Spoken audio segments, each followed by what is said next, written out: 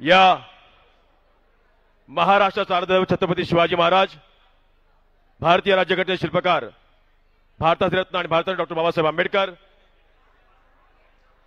छत्रपती शाहू महाराज, आई अहिल्यादेवी होळकर, महाराज माता जिजाऊ, आई सावित्रीबाई फुले, साहित्यरत्न अण्णाभाऊ साठे आणि आज 9 ऑगस्ट रोजी एक आदिवासी जागतिक आदिवासी दिन म्हणून आपण ज्या ठिकाणी त्याचा अखंड देशभर साजरा करतो, त्या आदिवासी समाजाचं दैवत बिरसा मुंडा यांना मी त्या ठिकाणी सोबत अभिवादन करतो आणि आपल्या सर्वांनी मोठ्या ताकदीने ज्या महानेत्याला, ज्या महामानवाला, ज्या जाणत्या राजाला आज या मंडल यात्रेच्या स्वागतासाठी, शुभारंभासाठी या सभागृहामध्ये बोलवले आहे, त्या आदरणीय शरदचंद्रजी पवार साहेबांचं आपण जोरदार टाळ्यांनी आपण स्वागत करायचं आहे।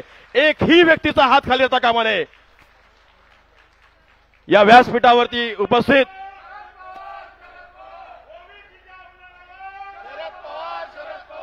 आज या व्यासपीठावर उपस्थित पक्षाचे प्रांताध्यक्ष आदरणीय शशिकांतजी शिंदे साहेब, राज्याचे माजी मुख्यमंत्री, राज्याचे माजी गृहमंत्री अनिलजी देशमुख साहेब, राज्याचे माजी गृहनिर्माण मंत्री श्री सन्मान्य जितेंद्र आव्हाड साहेब, या ठिकाणी उपस्थित खासदार अमरजी काळे साहेब, माजी मंत्री राजेंद्र शिंगणे साहेब, माजी मंत्री हर्षवर्धन पाटील साहेब, या ठिकाणी व्यासपीठावर उपस्थित आमच्या सर्वांचे लाडके फ्रंट आणि सेलचे प्रभारी म्हणून आता जबाबदारी स्वीकारलेली आहे आदरणीय रोहितदादा पवार असतील, सर्वच मान्यवर, या स्टेजवरती उपस्थित असलेले सर्व मान्यवर आणि या स्टेजच्या समोर बसलेल्या मोठ्या संख्येने माझ्या बहिणी ज्या आज रक्षाबंधनाच्या दिवशी देखील या सभागृहामध्ये हजर आहेत, त्यांच्यासाठी मी विशेष टाळ्या वाजवून त्यांचं मी त्या ठिकाणी स्वागत करतो आणि त्यासोबतच उपस्थित असलेले सर्व माझे समाज बांधव, पत्रकार मित्रांनो, खरं तर आज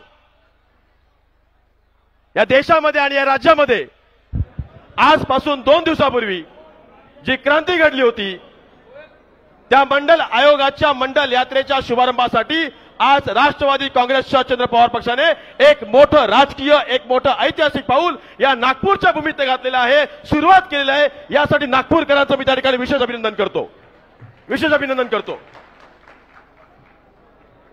ते यासाठी की उद्याचा येणारा दिवस, उद्याचा येणारा काळ या महाराष्ट्रामध्ये आणि देशामध्ये एक क्रांती बघेल आणि ती क्रांती नागपूरकरांनी घडवलेली असेल असं माझं त्या ठिकाणी ठोस मत आहे, आश्वासन आहे आणि विश्वास देखील आहे। पण या सगळ्या गोष्टी होत असताना मित्रांनो, मंडल यात्रा हा एक अभूतपूर्व कार्यक्रम आज राष्ट्रवादी काँग्रेस शरदचंद्र पवार या पक्षाच्या वतीने अधिकृतरित्या महाराष्ट्राच्या 36 जिल्ह्यामध्ये निघणार आहे, सुरू होणार आहे, राज्यभर हा कार्यक्रम राबविण्यात येणार आहे। मी माझ्या प्रस्तावितामध्ये 1-2 मिनिटं या कार्यक्रमाच्या बद्दल आपल्याला त्या ठिकाणी सांगतो आणि सूचना देतो। मित्रांनो, नागपूरपासून सुरुवात होणारी ही मंडल यात्रा म्हणजे 1993 मध्ये ज्या वेळेला या राज्याचे तत्कालीन मुख्यमंत्री आदरणीय शरदचंद्र पवार साहेबांनी महाराष्ट्रातल्या आणि देशातल्या असा एक मोठा वर्ग जो शोषित, पीडित आणि वंचित होता, अशा वर्गाला राजकीय आरक्षणाच्या माध्यमातून समाजाच्या मुख्य प्रवाहामध्ये आणण्यासाठी एक मोठा ऐतिहासिक निर्णय घेतला होता, तो म्हणजे मंडल आयोगाच्या अंमलबजावणीचा, मंडल आयोगाच्या शिफारसीचा अंमलबजावणीचा। आणि त्याच दिवशी इथे अंजली साल्वेताई असतील, ॲडव्होकेट अंजली साल्वेताई असतील, त्या दिवशी या महाराष्ट्रामध्ये तमाम ओबीसी वर्गाला त्याच्या राजकीय आरक्षणाचा मार्ग खुला झाला आणि हा ओबीसी देखील ग्रामपंचायत, जिल्हा परिषद, नगरपालिका, महानगरपालिका, पंचायत समितीमध्ये स्वतःला एक सदस्य, महापौर, जिल्हा परिषद अध्यक्ष किंवा त्या ठिकाणी नगराध्यक्ष म्हणून स्वतःला बघू शकला। तो दिवस आज आपल्याला जर कोण दाखवला असेल तर तो आदरणीय शरदचंद्र पवार साहेबांनी दाखवलेला आहे। यानंतर ज्यांच्या आमंत्रणावर आपण या ठिकाणी मोठ्या संख्येने आपण उपस्थित आहोत असे आपले विदर्भाचे नेते आदरणीय अनिल देशमुख साहेबांना विनंती करतो की त्यांनी या ठिकाणी आपलं मनोगत व्यक्त करावं। माननीय देशमुख साहेब।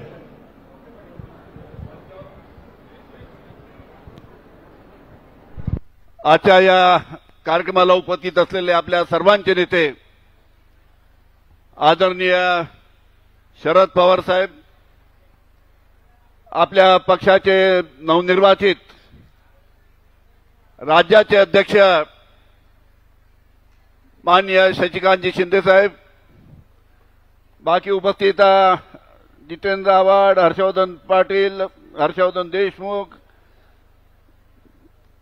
त्याचबरोबर खासदार अमर काळे ज्यांचं आत्ताच आपण भाषण ऐकलं ते आमचे विदर्भाचे नेते डॉक्टर साहेब, बाकी रोहित पवार आणि त्याचबरोबर मंचावर बसलेले मी आपले सर्व लोक आहेत, मंचावर बसलेले सर्व सन्माननीय आमदार, माजी खासदार,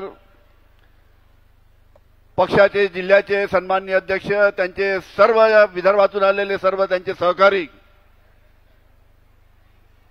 राष्ट्रवादी काँग्रेसचे सर्व पदाधिकारी आणि उपस्थित सर्व सहकारी मित्रांनो, आज या ठिकाणी राजापूरकर जे आपले ओबीसीचे महाराष्ट्राचे अध्यक्ष आहेत त्यांनी या मंडल यात्रेचं आयोजन आपल्या पक्षाच्या माध्यमातून केलेलं आहे आणि त्याला हिरवी झेंडी दाखवण्यासाठी आदरणीय शरद पवार साहेब आज नागपूरमध्ये आलेले आहेत. सर्वांनी आपल्या भाषणामध्ये मंडल यात्रेचा उद्देश सांगितला आणि खरी गोष्ट आहे, व्हीपी सिंग साहेबांनी जेव्हा मंडल आयोग देशामध्ये लागू केला त्यावेळेस महाराष्ट्राचे मुख्यमंत्री आदरणीय शरद पवार साहेब होते आणि म्हणून ओबीसी समाजाला आरक्षण मिळालं पाहिजे, या मंडल आयोगाचा लाभ झाला पाहिजे, यासाठी आदरणीय शरद पवार साहेबांनी मुख्यमंत्री असताना मंडल आयोगाची अंमलबजावणी महाराष्ट्रामध्ये केली आणि त्याच्यामुळे त्यानिमित्तानं ओबीसी समाजाला त्यानिमित्तानं आरक्षण मिळालं. महाराष्ट्र हे पहिलं राज्य होतं की या मंडल आयोगाची अंमलबजावणी माननीय शरद पवार साहेबांनी केली आहे. देशातलं पहिलं राज्य त्यानिमित्तानं ठरलं. या मंडल आयोगाला विरोध करण्यासाठी आज जो सत्ताधारी पक्ष आहे त्यांनी कमंडल यात्रा काढली. त्यांचा या मंडल आयोगाला विरोध होता, व्हीपी सिंग साहेबांच्या निर्णयाला विरोध होता, आदरणीय शरद पवार साहेबांनी याची अंमलबजावणी केली त्याला विरोध होता आणि त्याच्या विरुद्ध कमंडल यात्रा काढण्यात आली. या मंडल आयोगामध्ये व्हीपी सिंग साहेबांचं जे दिल्लीमध्ये सरकार होतं ते सरकार सुद्धा त्यानिमित्तानं व्हीपी सिंग साहेब राहिले नाही अशा पद्धतीनं जी सत्याची सत्ताधारी पक्ष त्यांनी या मंडल आयोगाच्या विरोधात काम केलं आणि आज 30 मंडळी यांनी या मंडल आयोगाला विरोध केला, कमंडल यात्रा काढली. आज 30 मंडळी आम्ही ओबीसी समाजाचे करते धरते आहे या पद्धतीनं भाष्य करतायत. अरे महाविकास आघाडीच्या माध्यमातून, काँग्रेस, राष्ट्रवादी, शिवसेनेच्या माध्यमातून जातीनिहाय जनगणना झालीच पाहिजे याचा आग्रह महाविकास आघाडीच्या सर्व घटक पक्षांनी घेतला.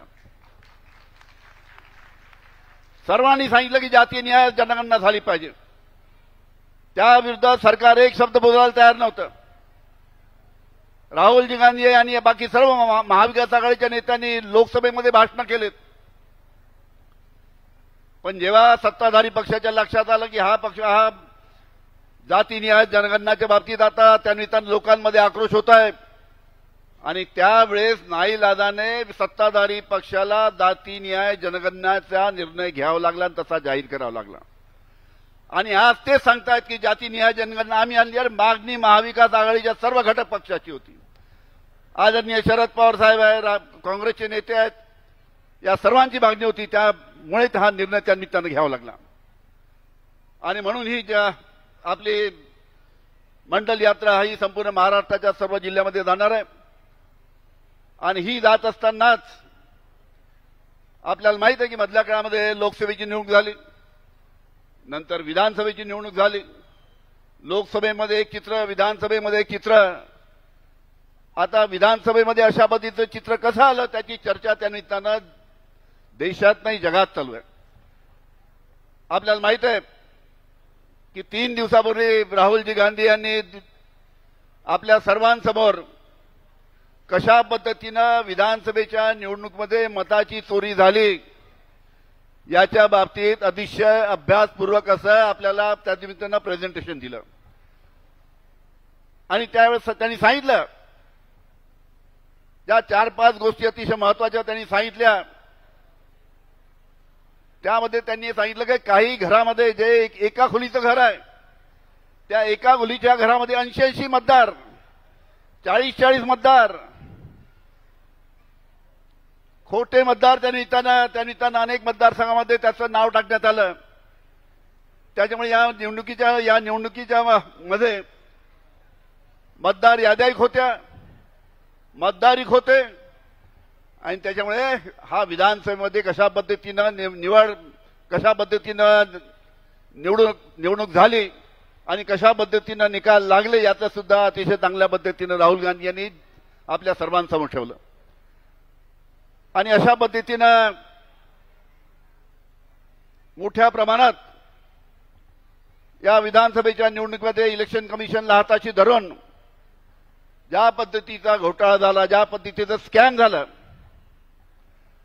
म्हणजे एका शब्दात झालं तर मॅसिव्ह इलेक्ट्रिकल स्कॅम ज्याला म्हणता येईल, त्या पद्धतीनं हा विधानसभेमध्ये इलेक्शन कमिशनला हातात धरून घोटाळा झालेला आहे.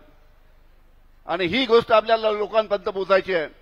आपल्या आपल्या मतदारसंघामध्ये ज्यांनी ज्यांनी निवडणुका लढवल्या त्या ठिकाणी त्यांनी त्या पद्धतीनं त्याचा अभ्यास केला पाहिजे. अनेक आमदार जे त्या आपल्या विधानसभेच्या निवडणुकीमध्ये पराजय झाला त्यांनी त्याचा अभ्यास करणं चालू केलं आणि अनेक मतदारसंघामध्ये आता मोठे मोठे घोटाळे हळूहळू घोटाळे पुढे येत आहे. आणि म्हणून त्यांनी त्या पद्धतीने आपल्या मतदारसंघामध्ये त्याचा अभ्यास करावा. आणि हा अभ्यास करत असतानाच आमचे डॉक्टर राजेंद्र सिंग यांनी सांगितलं की ही यात्रा आता आपला प्रत्येक जिल्ह्यामध्ये मंडल यात्रा जात असताना त्या जिल्ह्याचे जे प्रश्न आहे त्या प्रश्नासाठी आपल्याला या मंडल आयोगाच्या माध्यमातून तिथे मोठा कार्यक्रम होत असताना त्या जिल्ह्यातील प्रश्नासाठी सुद्धा कलेक्टरला त्या निमित्तानं निवेदन देण्याचं काम आपल्याला त्या निमित्तानं करायचं आहे, जेणेकरून हे सरकार समोर जे प्रश्न आहेत शेतकऱ्यांचे आहे, विद्यार्थ्यांचे आहे, महिलांचे आहे, आदिवासी बांधवांचे आहे, मागासवर्गीयांचे, हे प्रश्न त्या निमित्तानं आपल्याला त्या निमित्तानं सरकारच्या समोर आणले पाहिजे. यासाठी आपली सर्वांनी काम करायचं आहे. आपल्याला माहिती आहे आपण मोठ्या प्रमाणात सर्व शेतकरी आहात. आज शेतकऱ्यांची परिस्थिती काय आहे? अरे विधानसभेच्या निवडणुकीमध्ये देवेंद्र फडणवीस यांनी विधानसभेच्या निवडणुकीच्या प्रचाराच्या प्रत्येक जाहीर सभेमध्ये सांगितलं की आमचं सरकार आलं तर आम्ही 7-12 कोरा करू, 7-12 कोरा करू, 7-12 कोरा करू. अरे आता 9 महिन्याला सरकार आलं. ज्यांनी आश्वासन दिलं तेच मुख्यमंत्री झाले, पण त्यानिमित्तानं आपलं आश्वासन त्यानिमित्तानं पूर्ण करायला तयार नाही. हा अतिशय महत्वाचा मुद्दा त्यानिमित्तानं इथे आहे. त्याचबरोबर शेतमालाचा भावाचा आहे. जेव्हा जेव्हा आपला कापूस येतो बाजारात, जेव्हा जेव्हा आपला सोयाबीन येतं, जेव्हा जेव्हा आपला धान येतो, त्याला हे सरकार कशा पद्धतीनं आपला शेतीमालाला भाव देते याची सुद्धा आपल्याला कल्पना आहे. तुम्ही आठवा जेव्हा सरकार होतं, ज्या उद्धवजी ठाकरे महाराष्ट्राचे मुख्यमंत्री होते, काँग्रेस राष्ट्रवादी शिवसेना सरकार होतं, त्यावेळेस कापसाला आपण 14,000 रुपये प्रति क्विंटल भाव दिला होता. 14,000 रुपये. आणि यांचं सरकार आल्यापासून किती भाव मिळतोय? 6,500 7,000. सोयाबीनचा भाव 4,000 वर आला. धानाचा भाव पहा काय आहे. अशा पद्धतीनं शेतमालाला त्या निमित्तानं भाव मिळत नाही. आज त्याचबरोबर रासायनिक खताचा मोठी समस्या आहे. खतं मिळत नाही, मिश्र खतं मिळत नाही, युरिया मिळत नाही, डीएपी मिळत नाही.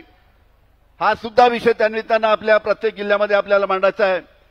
आणि त्याचबरोबर एक मोठा विषय आहे तो म्हणजे इलेक्ट्रॉनिक मीटरचा, इलेक्ट्रिकल जे मीटर आहे इलेक्ट्रॉनिक लावायचा आग्रह. मी सर्व सहकार्यांना सांगतो की इलेक्ट्रॉनिक मीटर लावायचा आग्रह हे सरकार करते आहे. ज्या ठिकाणी त्याला विरोध होत नाही तिथे इलेक्ट्रॉनिक मीटर लावून राहिले आणि ज्या ठिकाणी विरोध होतो तिथे इलेक्ट्रॉनिक मीटर लावत नाही. त्याच्यामुळे आपल्या गावामध्ये आपल्या शहरामध्ये जेव्हा जेव्हा हे इलेक्ट्रॉनिक मीटर लावायला येईल त्याला विरोध करण्याचं काम सुद्धा त्या निमित्तानं आपल्याला या ठिकाणी करायचं आहे. त्याचबरोबर आपले जे ग्रामीण भागातील जे श्रावणबाळचे लाभार्थी आहेत, संजय निराधारचे लाभार्थी आहेत, त्यांना त्या निमित्तानं आज महिन्याचे 6 महिन्याचे त्यांना पैसे मिळत नाही. अशा प्रकारची संपूर्ण परिस्थिती आहे.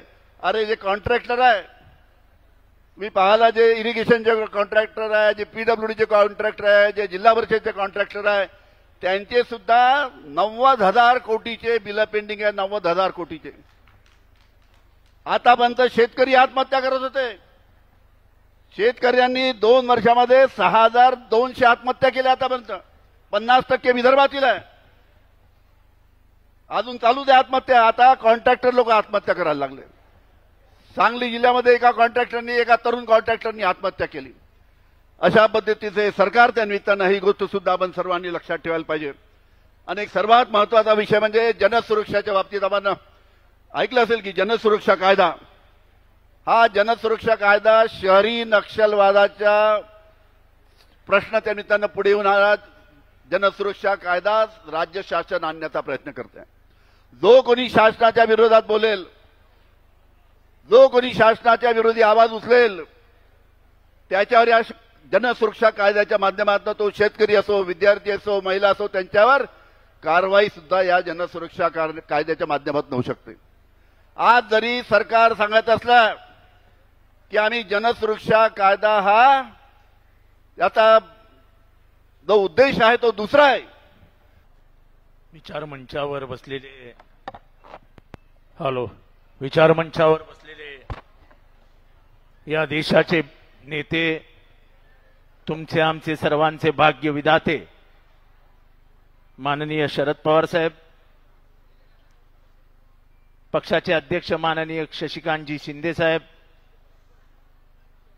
पक्षाचे नेते अनिल देशमुखजी, हर्षवर्धन पाटीलजी, शिंगणे साहेब, हर्षवर्धन देशमुखजी, विचार मंचावर उपस्थित असलेले सर्व मान्यवर आणि ज्यांनी मंडळात यात्रेचं महत्व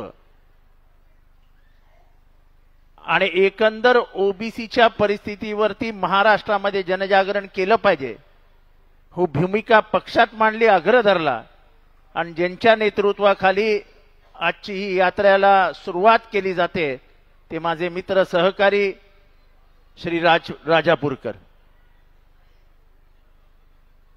आज एका क्रांतीची जिथे नांदी झाली त्या शहरामधनं, त्या नागपूर शहरामधनं मंडळ यात्रेला आपण शुभारंभ करतो. अनेक वर्षानंतर ओबीसी मध्ये एक प्रकारचा जागरूकता निर्माण व्हायला सुरुवात झालेली आहे. खरं हा इतिहास खूप जुना आहे.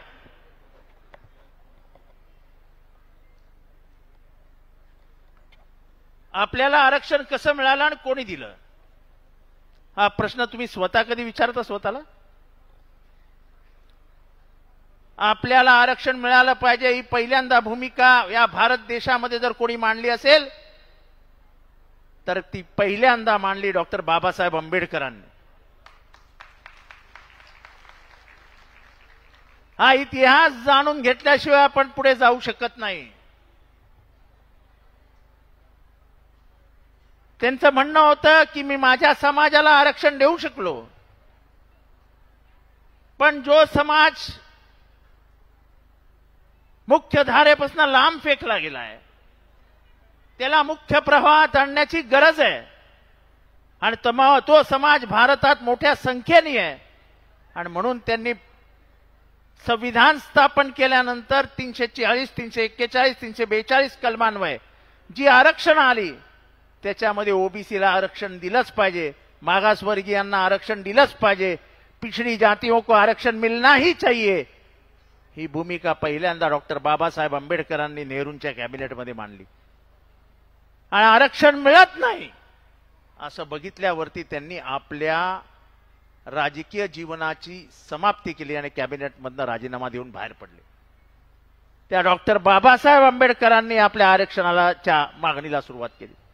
नंतर अनेक आयोग आले गेले, हे झालं ते झालं, पण ह्याची क्रांतिकारी सुरुवात कुठे झाली? 1977 नंतर भारतीय राजकारणामध्ये मोठे बदल झाले आणि बिहारमध्ये कर्पूरी ठाकूर यांचं मंत्रिमंडळ आलं. कर्पूरी ठाकूर हे जातीने न्हावी होते. कर्पूरी ठाकूर यांना बिहारच्या मातीची ओळख होती आणि त्यांनी बिहारमध्ये 1978 साली 26% आरक्षण आणलं. त्या काळचा इतिहास ज्यांना कोणाला माहीत असेल, बिहारची ज्यांना ओळख असेल, त्यांनी फक्त विचारून घ्या की कर्पूरी ठाकूर यांना कशा आई बहिणीवरनं शिव्या दिल्या गेल्या आणि ते शिव्या देणारे लोक कोण होते. पण कर्पुरी ठाकूर ही मोठा जिगरबाज नेता होता.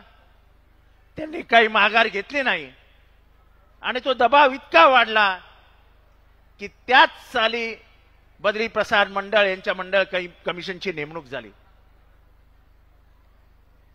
म्हणता म्हणता वर्ष निघत गेली. विश्वनाथ प्रताप सिंग हे प्रधानमंत्री झाले आणि मंडळ आयोगाचा अहवाल विश्वनाथ प्रताप सिंग यांना सुपूर्द करण्यात आला. मंडळ आयोगाचा अहवाल त्यांनी स्वीकारला. त्याची अंमलबजावणी करणार असं घोषित केलं. खऱ्या अर्थाने देशातल्या बहुजन समाजाला मुख्य प्रवाहात आणण्याचं काम जर खऱ्या अर्थाने देशभरात कोणी केलं तर ते विश्वनाथ प्रताप सिंग यांनी केलं. त्याच विश्वनाथ प्रताप सिंग यांच्या मंत्रिमंडळात असलेल्या अटल बिहारी वाजपेयी, लालकृष्ण अडवाणी, मुरली मनोहर जोशी यांनी ह्याच कारणावरनं मंत्रिमंडळातनं राजीनामा दिला आणि विश्वनाथ प्रताप सिंग यांचं मंत्रिमंडळ गडगडलं. मंडळ आयोगाच्या विरोधात आम्ही उभं राहू अशी भूमिका भारतीय जनता पक्षाने तेव्हा घेतली आणि कमंडळ यात्रा काढली. आपल्याला सगळ्यांना आठवत असेल किंवा ती मी तुम्हाला आठवण करून देऊ इच्छितो की तेव्हा राजीव गोस्वामी नावाचा एबीव्हीपीचा कार्यकर्ता होता. त्यांनी दिल्लीच्या रस्त्यामध्ये स्वतःला जाळून घेतलं मंडळ आयोगाच्या अंमलबजावणी विरुद्ध आणि उभ्या भारतात आग लागली. आज जे सांगतात ना डीएनए आमचा ओबीसीचा आहे, त्यांना प्रश्न विचारा की तुम्ही विश्वनाथ प्रताप सिंग यांचा मंत्रिमंडळ का पाडलं? विश्वनाथ प्रताप सिंग यांना राजीनामा द्यायला का लावलात? आणि राजीव गोस्वामी यांनी जी आग लावून घेतली ह्याच्या मागे प्रमुख भूमिका कोणाची होती? हे जे आत्ताचे जेवढे नेते फिरतायत ना, आम्ही ओबीसी आहोत, आम्ही ओबीसी आहोत, हे सगळे कमंडल घेऊन त्या कमंडळ यात्रेत सामील झाले होते. पण याच्यातली सर्वात मोठी क्रांती कुठे झाली? तर याच्यातली सर्वात मोठी क्रांती झाली ती पवार साहेबांनी या देशामध्ये पहिल्यांदा मंडळ आयोगाची पूर्ण अंमलबजावणी करण्याचा निर्णय घेतला आणि महाराष्ट्रामध्ये मंडळ आयोग चालू केला. माझं म्हणणं स्पष्ट आहे की आरक्षण कशासाठी? तर एखादा माणूस सशक्त असतो त्याला चांगल्या आहाराची गरज नसते. पण ज्या समाजाला 5000 वर्ष तुम्ही सर्व सुखसोयींपासून वंचित ठेवला, त्याला शिक्षणापासून वंचित ठेवला, त्याला राजकीय ताकदीपासून वंचित ठेवला, त्याची आर्थिक स्थिती कमकुवत करून ठेवली, त्या समाजाला पुढे आणलं पाहिजे. ही डॉक्टर बाबासाहेब आंबेडकरांनंतरची भूमिका महाराष्ट्रात जर कोणी आणली, फुले शाहू आंबेडकरांनंतर जर कोणी आणली, तर त्या विचारांचा खरा वारसदार एकच माणूस होता, ते आमचे शरद पवार.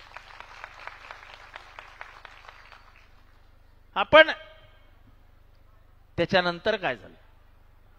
आजही जातीय जनगणना, जातीय जनगणना, जातीय जनगणना, इथे गुळ लावून ठेवला, इथे गुळ. जातीय जनगणना करूच देणार नाही ही बीजेपीची भूमिका आहे आणि हे आजची नाही आहे. त्यांचे एक मंत्री होते,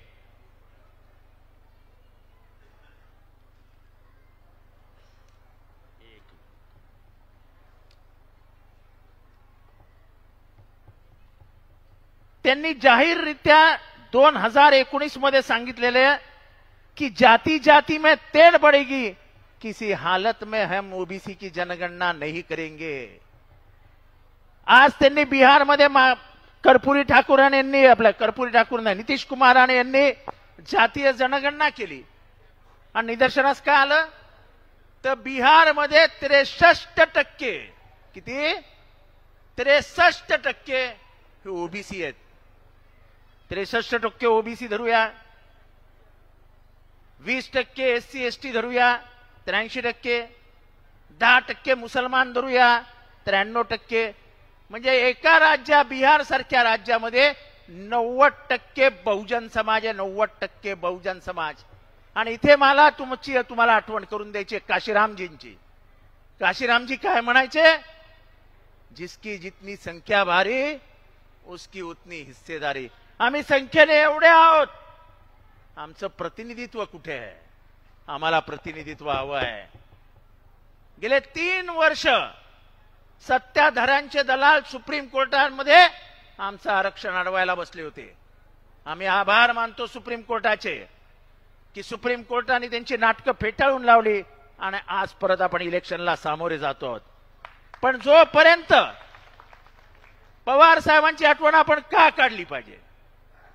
तर जोपर्यंत राजकीय सत्तेमध्ये गरिबाला प्रतिनिधित्व मिळत नाही, मागासवर्गीयांना प्रतिनिधित्व मिळत नाही, तोपर्यंत त्याचं हित त्याला साधता येणार नाही. हा पहिल्यांदा देशामध्ये विचार जर आधुनिक काळामध्ये कोणी मांडला असेल तो पवार साहेबांनी मांडला. आणि म्हणून प्रत्येक जिल्हा परिषदेमध्ये महिला अध्यक्ष पण झाली, ओबीसीचा अध्यक्ष पण झाला, नागपूरचा मेयर पण ओबीसी झाला. जे कधीही घडलं नसतं ते पवार साहेबांमुळे या देशात घडलं. पण आज ओबीसींची परिस्थिती काय? आज ओबीसींची परिस्थिती अशी आहे की हे आपल्याला सांगतात 72 हॉस्टेल सुरू केले. 72 हॉस्टेल सुरू केले नाहीत, फक्त 54 हॉस्टेल सुरू केलेत. त्या 54 हॉस्टेलमध्ये साहेब सीसीटीव्ही नाही. हिंगणाच्या हॉस्टेलमध्ये पोरांनी घुसून धुमाकूळ घातला, पोलिसांनी केस रजिस्टर केली नाही. गेले 5 महिने भोजनाचं अनुदान बंद आहे. तुमची माझी भावंड, तुमच्या माझ्या भगिनी मुली ज्या हॉस्टेलमध्ये राहत आहेत, गेले 5 महिने त्यांना जेवायलाच मिळालेलं नाही. हे कसले ओबीसीची नाटकं करतात? ओबीसीला निधी कमी पडू देणार नाही. हे घ्या, मागील वर्षी 2024-25 मध्ये बजेट 297 करोड, ऍक्च्युअल मध्ये 207 कोटी, 90 कोटीची कट. आता 2025-26 मध्ये कॅबिनेटने अप्रूव्ह केलं 453 कोटी, ऍक्च्युअल मध्ये आलं म्हणजे खरं पेपरवर आलं 300 कोटी, कट मारली 153 आणि 300 कोटी बंद पण माझ्याकडनं लिहून घ्या, हे 200 कोटी देतील. कारण का ह्यांना आपल्या मागासवर्गीयांच्या तोंडातला घास काढून घेण्याची सवय लागलेली आहे. आपण हे विसरतो आणि मी नेहमी आठवण करून देत असतो की मी माझ्या घरातला दुसरा माणूस आहे शिकलेला. दुसरा माझ्या घरात पहिला माझा बाप शिकला आणि त्याच्यानंतर मी शिकलो. आपल्या मागच्या पिढ्यांनी काय केलं याचा विचार करता हो कधी तुम्ही? कधी करता? अरे ज्यांनी तुम्हाला मला माझ्या बाप जाद्याला देवळात जाऊ दिलं नाही, ज्यांनी तुमच्या बाप जाद्याला शाळेत जाऊ दिलं नाही, ज्यांनी तुमच्या बाप जाद्याला पाण्याला हात लावू दिला नाही, अरे त्यांच्या पाया परत फिरतो आपण. मला वाईट वाटतं की मनुवाद्याचे सर्वात मोठे प्रचारक म्हणून जर बीजेपी कोणाला वाटतो पुढे करत असेल तर ते सगळे आमचेच बंधू आहेत. बहुजनांना पुढे करून धर्मसत्तेची लढाई करायची आणि बहुजनांना बदनाम करायचं, हे व्यवस्थित काम बीजेपीचं चालू आहे. आणि म्हणून ही बीजेपीची ही मंडळ यात्रा आपल्या दृष्टीने खूप महत्वाची आहे. हे आरक्षण आपल्याला वाचवावं लागलं, हे आरक्षण आपल्याकडनं ते हिरावून घेणार आहेत. जातीय जनगणना आतापर्यंत सुरू का नाही केली? बिहारचं इलेक्शन काढायचं, बिहारच्या ओबीसींना आश्वस्त करायचं की आम्ही जातीय जनगणना करणार आहोत, म्हणून खरं नाटक सुरू केलं. त्यांना जातीय जनगणना करायचीच नाही. करायचीच असती तर एव्हाना जाहीर केली आहे, नोटिफिकेशन काढायला पाहिजे होतं. आतापर्यंत नोटिफिकेशन का नाही काढलं? कारण का त्यांना जातीय जनगणना करायचीच नाहीये. आज हे बघा 2020 मध्ये गृह राज्यमंत्री नित्यानंद राय, हम किसी हालत में जातीय जनगणना नहीं करेंगे, त्यांचं स्टेटमेंट आहे. त्यांचं नाव आहे नित्यानंद राय. 2025 ला घोषणा केली, 2027 मध्ये घोषणा आम्ही हे करू, जातीय जनगणना करू. 2025-26 जूनला एक ऑर्डिनन्स काढला, त्याच्यात कुठेही जातीय जनगणनेचा उल्लेख नाही. म्हणजे एकंदर काय, तो ओबीसीला फसवण्याचं काम जोरात सुरू आहे आणि ते आपल्याला उधळून लावण्यासाठी ही जनजागरण यात्रा काढलीच पाहिजे. हळूहळू जसं आपल्यावरती आक्रमण होतंय तशा सगळ्या संस्थांवरती आक्रमण होत आहे.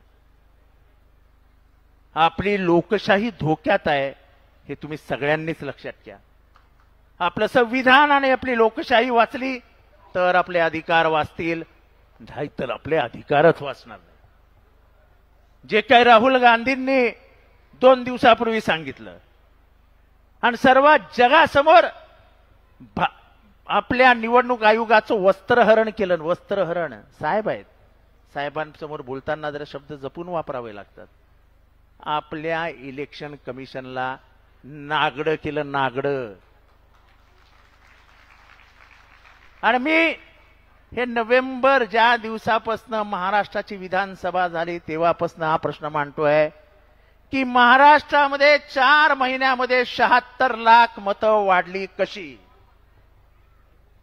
मतदान झाल्यानंतर त्याचा रेकॉर्ड हा जो पब्लिक डॉक्युमेंट आहे ते जर उमेदवार विचारता आहेत तर मी तुम्ही देत का नाही, लपून का ठेवतात. सीसीटीव्ही फुटेज जर उमेदवार विचारतायत तर तुम्ही लपून का ठेवतात. हे सगळं मॅनिप्युलेशन करून महाराष्ट्र राज्य ताब्यात घेण्याचं काम यांनी केलं. कारण का लोकसभेनंतर घाबरलेल्या भारतीय जनता पक्षाने इलेक्शन कमिशनला जसं लोकसभेमध्ये तिथल्या सत्ताधारी पक्षाने हातात धरलं होतं तसं महाराष्ट्राच्या विधानसभेमधल्या इथल्या सत्ताधारी पक्षाने हातात धरलं. आणि जी निवडणूक 100% आम्ही जिंकणार होतो ती निवडणूक मध्ये आम्हाला पराभूत व्हावं लागलं. आमच्याकडे पुरावे होते, आम्ही सांगत होतो धांदली झालेली आहे, चोरी झालेली आहे. पण आज राहुल गांधींनी पुराव्यानिशी सिद्ध करून दिलंय. आमचा प्रश्न कोणाला वैयक्तिक नाहीये, कोण वैयक्तिक याचं उत्तर देऊ पण नका. प्रश्न इलेक्शन कमिशनला विचारले गेलेत, इलेक्शन कमिशननी त्याच्यावर उत्तर द्यावं. आणि म्हणून माझ्या बंधू भगिनींनो एक लक्षात घ्या, बाबासाहेब आंबेडकरांचं संविधान वाचलं तर आपलं आरक्षण वाचेल, आपली लोकशाही वाचली तर आपण या व्यवस्थेमध्ये धर्मसत्तेच्या बाहेर राहू. धर्मसत्ता राज्यसत्ता ताब्यात घेण्याचा प्रयत्न करते. धर्मसत्ता राज्यसत्ता ज्या दिवशी ताब्यात घेईल लक्षात घ्या चातुर्वर्ण परत येईल. मी उगाच ओरडत नाही. आपण सगळे आपले पूर्वज हे चातुर्वर्ण्याला बळी पडलेली लोक आहेत. मी जातीने वंजारी आहे, पण मी आज साहेबांसमोर सांगतो की मला मनुवादाविरुद्ध राग काय, मी एवढा का चिडतो, तर मी ज्या सोसायटीत राहायचो त्या सोसायटीमध्ये माझ्या आईला कधीच हळदी कुंकवाला बोलवायचे नाहीत. ही मानसिकता ही आधुनिक महाराष्ट्राची मानसिकता असेल तर ती तुम्हाला मान्य आहे. त्याच्या विरोधात तुम्हाला मला उभं राहून झगडावं लागेल. आपल्याला फुलेंचे विचार स्वीकारावे लागतील. आपल्याला एक लक्षात घेतलं पाहिजे की या धर्मसत्तेविरुद्ध पहिल्यांदा कोण उभं राहिलं. पहिल्यांदा उभे राहिले शिवाजी महाराज. आमचा प्रश्न हाच आहे की शिवाजी महाराजांच्या राज्याभिषेकाला विरोध करणारे कोण, त्यांना आपण विरोध करणार की नाही मला हात उंचवून सांगा. फुलेंना धड मारणारे कोण, त्यांना आपण विरोध करणार नाही हात उंचवून सांगणार. तुमच्या माझ्या सारख्या ओबीसींचा पहिला आवाज कोण होते, महात्मा ज्योतिबा फुले. आणि फुलेंना आदर्श मानत संविधान लिहिले गेलेलं आहे. त्यामुळे हे संविधान हाच आपला धर्मग्रंथ आहे आणि तो वाचवण्यासाठी आपल्याला प्राणपणाने लढावं लागेल. आणि म्हणून अधिक न बोलता ही यात्रा ही महाराष्ट्राच्या दृष्टीने अतिशय महत्वाची यात्रा आहे. जाती जाती हे बटेंगे काटेंगे वगैरे ना हे नाटक आहे. यांचा धोरणच आहे बाटेंगे और काट के फेक देंगे. आपल्या मध्येच भांडणं लावायची आहेत. बारामतीला आंदोलन धनगरांना आरक्षण पहिल्या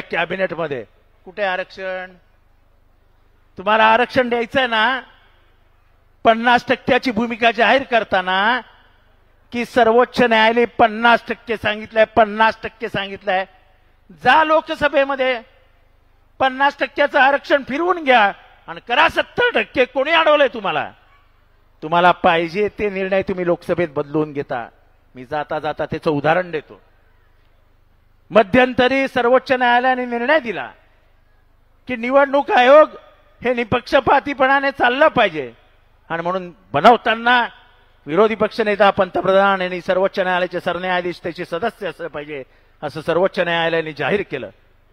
ते जाहीर केल्यानंतर यांनी या सर्वोच्च न्यायालयाचा निर्णय लोकसभेत नेला आणि लोकसभेत नेऊन त्यांनी सर्वोच्च न्यायालयाच्या न्यायाधीशांना या समितीत स्थान नाही असा लोकसभेने ठराव पारित करून घेतला. त्याच्याने झालं काय? त्याच्याने झालं असं की पहिल्यांदा यांना पाहिजे तो आयुक्त निवडणूक आयुक्त झाला. त्याचं नाव होतं राजीव. परत तुम्हाला आठवण करून देतो की आपला पक्ष फोडला, शिवसेना फोडला, याला मान्यता देण्याचं काम कोणी केलं तर त्यात राजीवने केलं. त्यांचा हा कट त्यांच्या मनामध्ये आधीच शिरला होता की जर आपला निवडणूक आयुक्त बसला तर महाराष्ट्राचं सत्तांतर आपल्याला प्रोटेक्ट करता येईल, आपल्याला पक्षांतर बंदी कायदा गटारात टाकता येईल आणि करण्याचं काम आपण नेमलेला निवडणूक आयुक्त करेल. आणि त्याच निवडणूक आयुक्ताच्या नेतृत्वाखाली हा पक्ष म्हणजे हे जे वोटिंगची धांदली झाली आहे ती ह्याच निवडणूक आयुक्ताच्या जर तुम्ही तो कायदा बदलू शकता तर आम्हाला कुठला सांगता 50%चा कायदा? आज आमची मागणी आहे. तुम्ही म्हणता ना डीएनए ओबीसीचा आहे, मग वाढवा आरक्षण आणि न्या 70-75%वर. आमचं आरक्षण कमी ठेवा. आमचं म्हणणं हेच आहे की आम्ही ओबीसी कोणाच्या ताटातलं ओढत नाही आणि कोणाच्या ताटात गेलं तर त्याला नजरही लावत नाही. आमची मागणी आहे आज या संमेलनात की मराठ्यांनाही आरक्षण मिळालं पाहिजे. द्या. नुसती बडबड करू नका आणि जाती जातीमध्ये भांडणं लावू नका.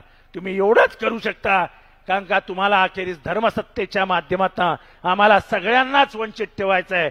पण तुमचा हा दृष्ट हेतू आम्ही सफल होऊ देणार नाही. तुम्हाला आम्ही अडवत राहू आणि त्यासाठीच ही निघालेली मंडळ यात्रा यशस्वी करा एवढंच या ठिकाणी आपल्याला आवाहन करतो. रजा घेतो. जय हिंद, जय महाराष्ट्र, जय भीम. यानंतर आपल्या पक्षाचे युवक नेते माननीय रोहितदादा पवार यांना मी विनंती करतो की त्यांनी आपलं या ठिकाणी मनोगत व्यक्त करावं. रोहितदादा. राष्ट्रवादी काँग्रेस पक्ष शरदचंद्र पवार ओबीसी विभागाच्या माध्यमातून महाराष्ट्रामध्ये जी मंडल यात्रा सुरू केली जात आहे त्या यात्रेच्या सुरुवातीसाठी इथं उपस्थित असणारे आपल्या सर्वांचे आदरणीय नेते पवार साहेब, उपस्थित शशिकांतजी शिंदे साहेब व सर्वच नेते, पदाधिकारी, कार्यकर्ते, पत्रकार, उपस्थित असणारे सर्व बंधू आणि भगिनींनो, राजापूरकरांना मी अभिनंदन करतो. त्यांनी व त्यांच्या ओबीसी विभागाच्या माध्यमातून आणि या विभागाला सर्व फ्रंटल सेल व इतरही सर्व सेल, पेरेंट बॉडी या सर्वांनी पाठिंबा दिलेला अतिशय स्तुत्य असा उपक्रम तुम्ही सुरू केला. यासाठी मी तुमचे या ठिकाणी आभार व्यक्त करतो आणि अभिनंदन करतो. मी काही घोषणा देईल त्याला प्रतिसाद हा आपण सर्वांनी मोठ्या आवाजामध्ये द्यावा अशी विनंती करतो. छत्रपती शिवाजी महाराज की. आवाज मोठा पाहिजे. छत्रपती शिवाजी महाराज की. क्रांती ज्योतिबा सावित्रीबाई फुलेंचा,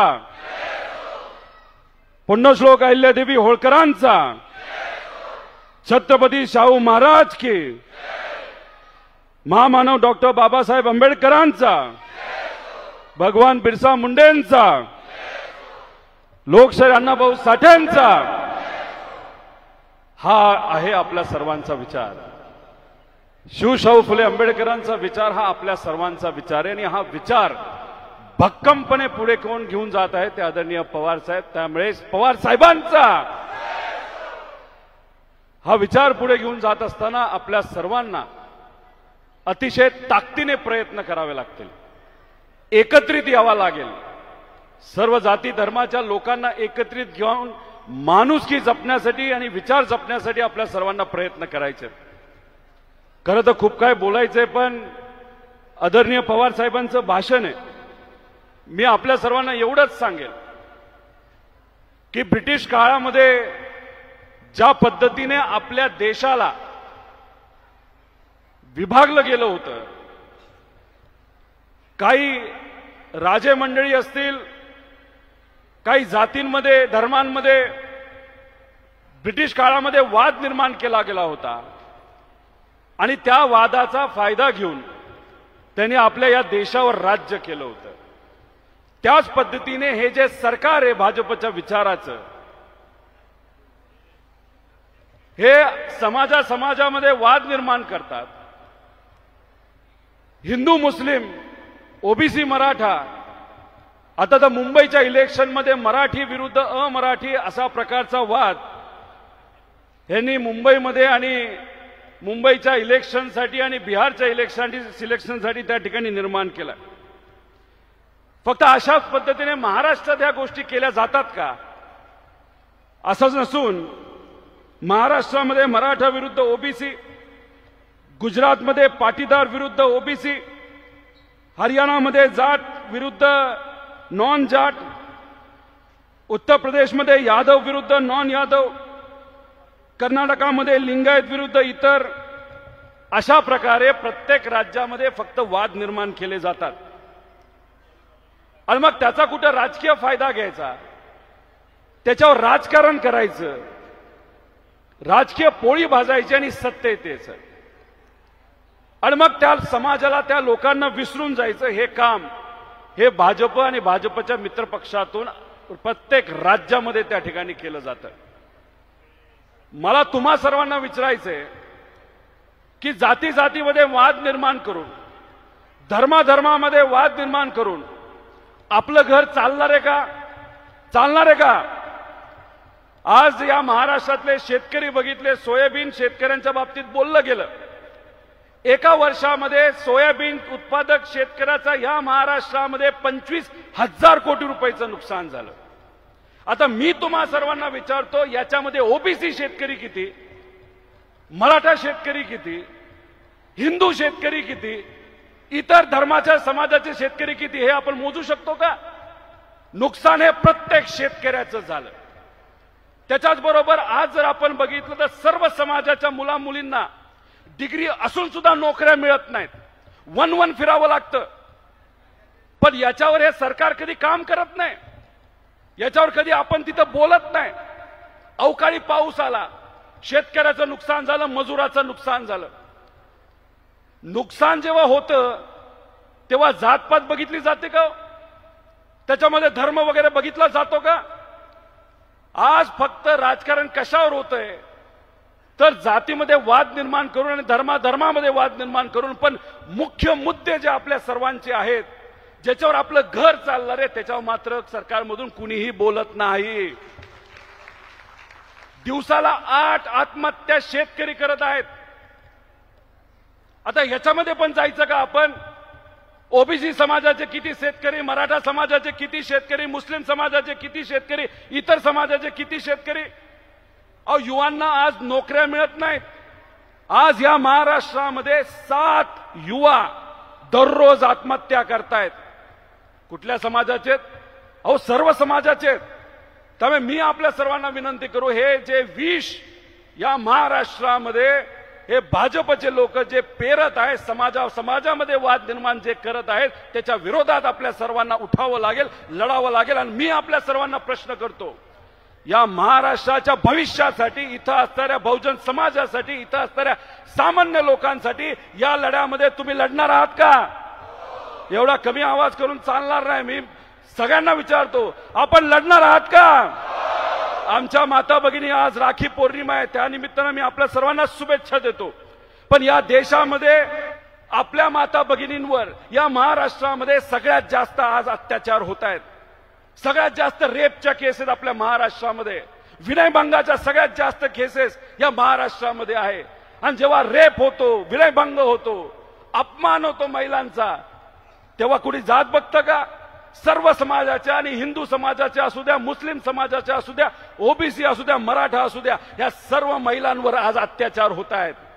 पण सत्तेतले लोक याच्यावर बोलायला तयार नाही, कारण त्यांचं म्हणणं आहे विकासापेक्षा सगळ्यात सोपं राजकारण कुठलं असेल तर जातीय तेढ निर्माण करायचं, धार्मिक तेढ निर्माण करायचं आणि त्याच्यावर राजकीय पोळी तिथं भाजायचं. पूर्वी हे हिंदूवर बोलत होते, हिंदूंना पाठिंबा द्यायचे.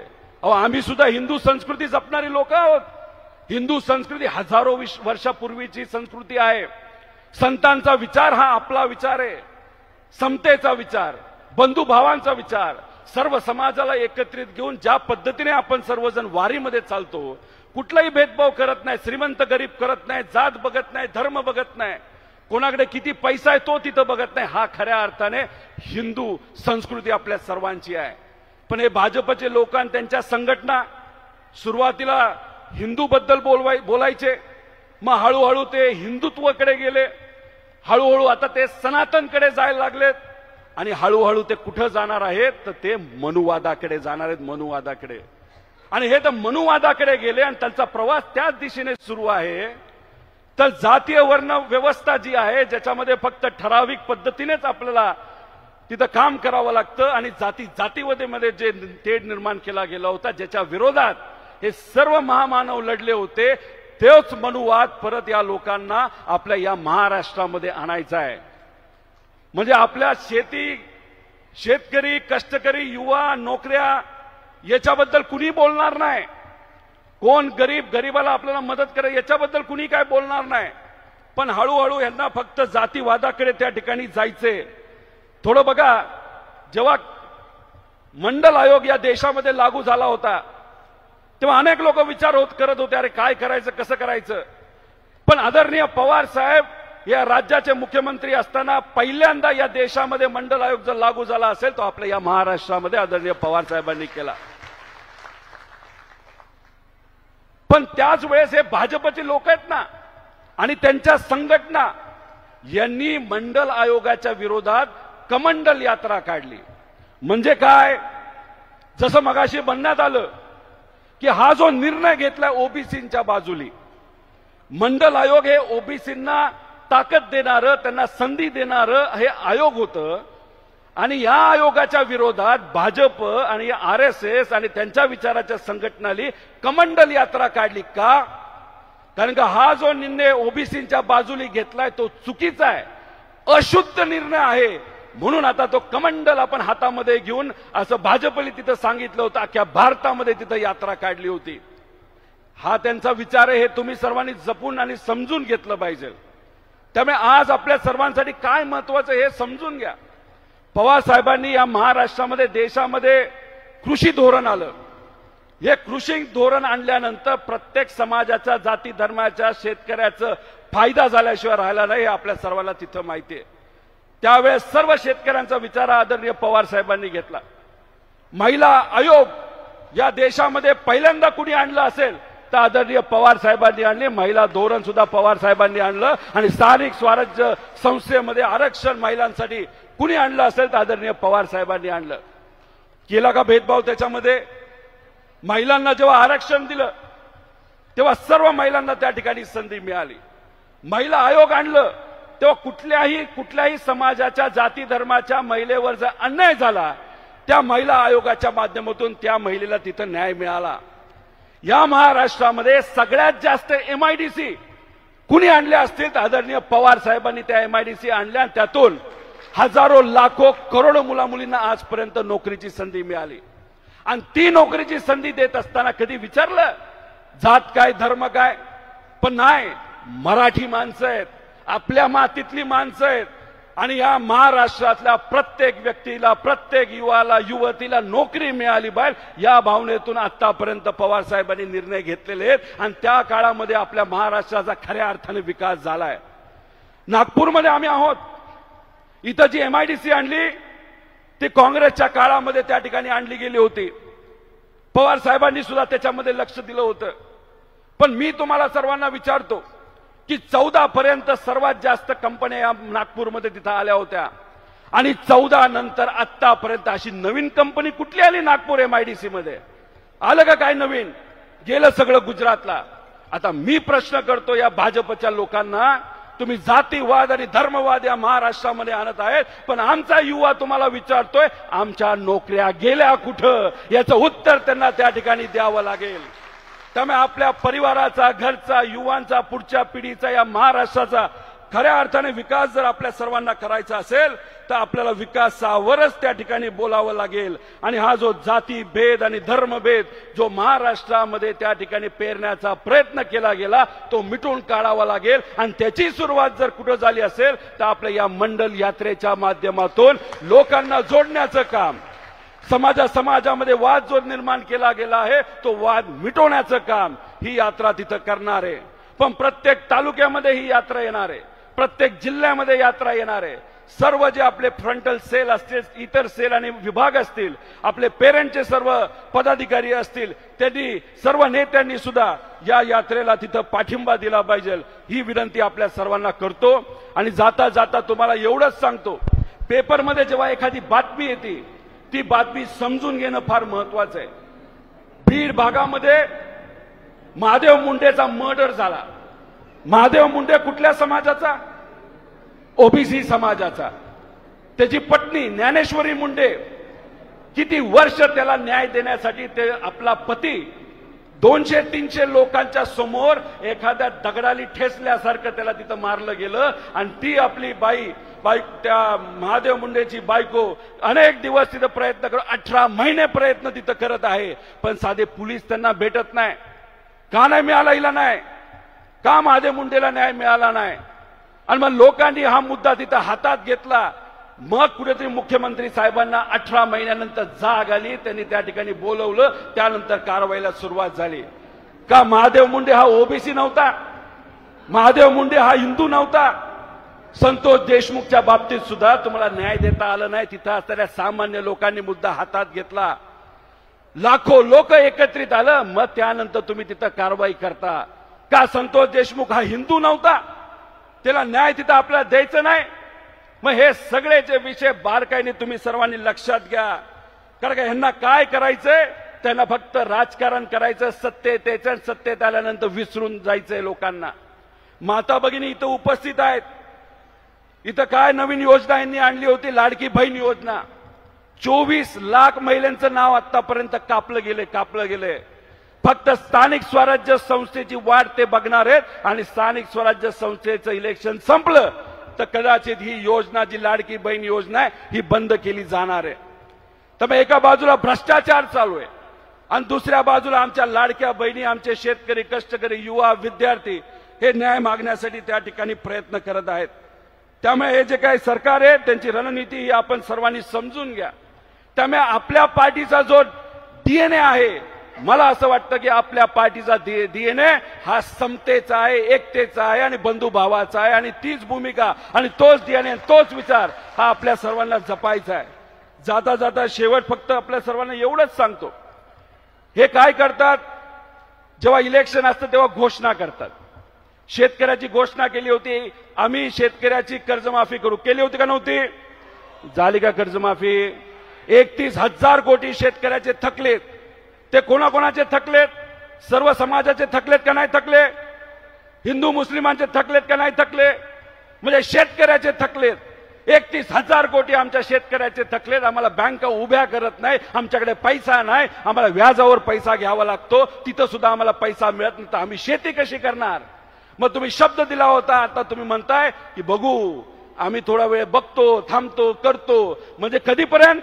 29 पर्यंत हे कर्जमाफी करणार नाही. पण 29 पर्यंत दिवसाला 8 शेतकरी जर आत्महत्या करत असतील तर 12,000 शेतकऱ्यांनी तोपर्यंत आत्महत्या केली असेल तर त्याला कोण जबाबदार असेल? तर देवेंद्र फडणवीस साहेब आणि त्यांचं सरकार जबाबदार असेल. या ठिकाणी आम्ही सर्वजण सांगतो. आमच्या लाडक्या बहिणींचे 1500 2100 रुपये तुम्ही करणार होता, ते तुम्ही तिथं करणार नाही. आम्हाला नोकऱ्या देणार होता, त्या तुम्ही तिथं केल्या नाही.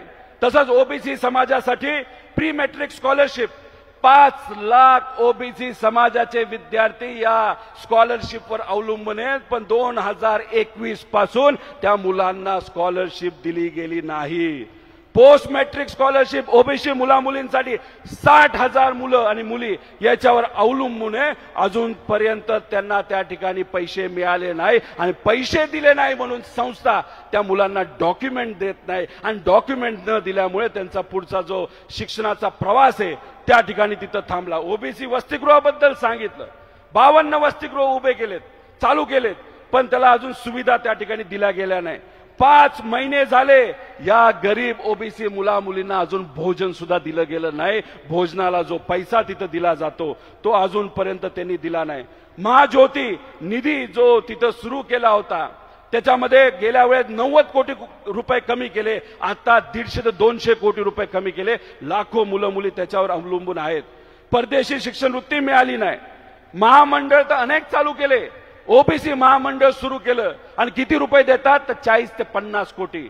म्हणजे जर तुम्हाला 10 किलोमीटरचा रस्ता आज जर करायचा असेल तर त्याला 40 कोटी रुपये लागतात. मी तुम्हा सर्वांना विचारतो, ओबीसी समाजाच्या सर्व बंधू भगिनींना मी विचारतो, जर ओबीसी महामंडळ सुरू केलं असेल तर त्याला 50 कोटीमध्ये निधी देऊन होणार आहे का? होणार आहे का? हजारो कोटी रुपये निधी तिथं द्यावा लागेल आणि आमच्या ओबीसी मुला मुलींना तिथं संधी तुम्हाला त्या ठिकाणी द्यावा लागेल. निवडणुकीच्या आधी मोठ्या प्रमाणात महामंडळ सुरू केली, सर्व समाजाची महामंडळ सुरू केली, त्याला 1 रुपया सुद्धा निधी तिथं दिला गेला नाही. त्याच्याच बरोबर जाताना फक्त 2 मुद्दे सांगतो. राजे यशवंतराव होळकर विद्यार्थी योजना, 10,000 धनगर समाजाच्या लहान मुलं मुली हे इंग्लिश मीडियमच्या शाळेमध्ये जातात, त्यामुळे त्यांना स्कॉलरशिप ही सरकारकडनं दिली जाते. पण ह्या ज्या संस्था आहेत ज्याला ही योजना मंजूर झाली, ह्या संस्था कोणाच्या आहेत तर आज सत्तेत असणाऱ्या लोकांच्या या संस्था आहेत. आणि ह्या संस्था मालक काय करतात तर मुलांचा आकडा 100चा दाखवतात, पण तिथं त्या हॉस्टेलमध्ये मुलं किती असतात तर 10 असतील. तर आज सत्तेतले लोक या धनगर समाजाच्या मुला मुलींच्या स्कॉलरशिप 90 मुलांची स्कॉलरशिप पैसा खातायत, करप्शन करतायत आणि 90 मुलांची स्कॉलरशिप ही घरी घेत आहेत. म्हणजे 90% पैसा धनगर समाजाच्या मुला मुलींच्या शिक्षणासाठी जो होता तो त्या ठिकाणी कुठेतरी दुसरीकडे नेला जातोय, नाही तर घरी नेला जातोय. त्याच्याच बरोबर 1000 कोटी रुपये हे धनगर समाजासाठी दिले जाणार होते, त्यातला एक सुद्धा निधी तिथं आला नाही. त्यामुळे कृपा करून आपल्या सर्वांना विनंती करतो, आपल्या परिवारासाठी काय महत्वाचं आहे, आपल्या महाराष्ट्राच्या भवितव्यासाठी काय महत्वाचं आहे, शिवशाहू फुले आंबेडकरांचा विचार काय आणि ती जपण्याची आज जरूरत काय, ही मात्र या ठिकाणी जाण आपण सर्वांनी ठेवावी. आपण मोठ्या संख्येने इथं आलात, पाऊस असून आणि सण असून सुद्धा, आज राखी पौर्णिमा असून सुद्धा तुम्ही वेळात वेळ काढून एवढ्या मोठ्या संख्येने आलात, त्यासाठी मी मनापासून आपल्या सर्वांचे आभार व्यक्त करतो. त्याच्याच बरोबर आज आदिवासी दिनानिमित्त सुद्धा शुभेच्छा देतो. थांबतो. जय हिंद, जय महाराष्ट्र, रामकृष्ण हरी. यानंतर राज्याचे माजी मंत्री आणि पक्षाचे वरिष्ठ नेते माननीय हर्षवर्धन पाटील साहेबांना विनंती करतो की त्यांनी या ठिकाणी आपलं मनोगत व्यक्त करावं. मान्य पाटील साहेब.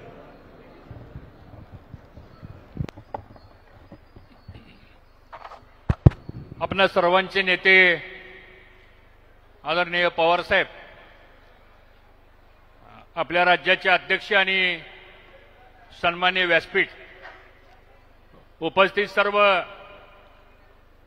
विदर्भातून आलेले सर्व आमचे सहकारी, पत्रकार मित्र, उपस्थित सर्व बंधू भगिनींनो, बराच वेळ झाला आपण सर्वजण आदरणीय पवार साहेबांचं आणि आपल्या पक्षाच्या अध्यक्षांचं भाषण ऐकण्यासाठी उत्सुक आहात. आणि पवार साहेबांना पण मुंबईला जायचंय. मी सर्वप्रथमतः आपणा सर्वांचं मनापासून या ठिकाणी स्वागत करतो की आज रक्षाबंधनाचा दिवस आहे. आपणा सर्वांना शुभेच्छा.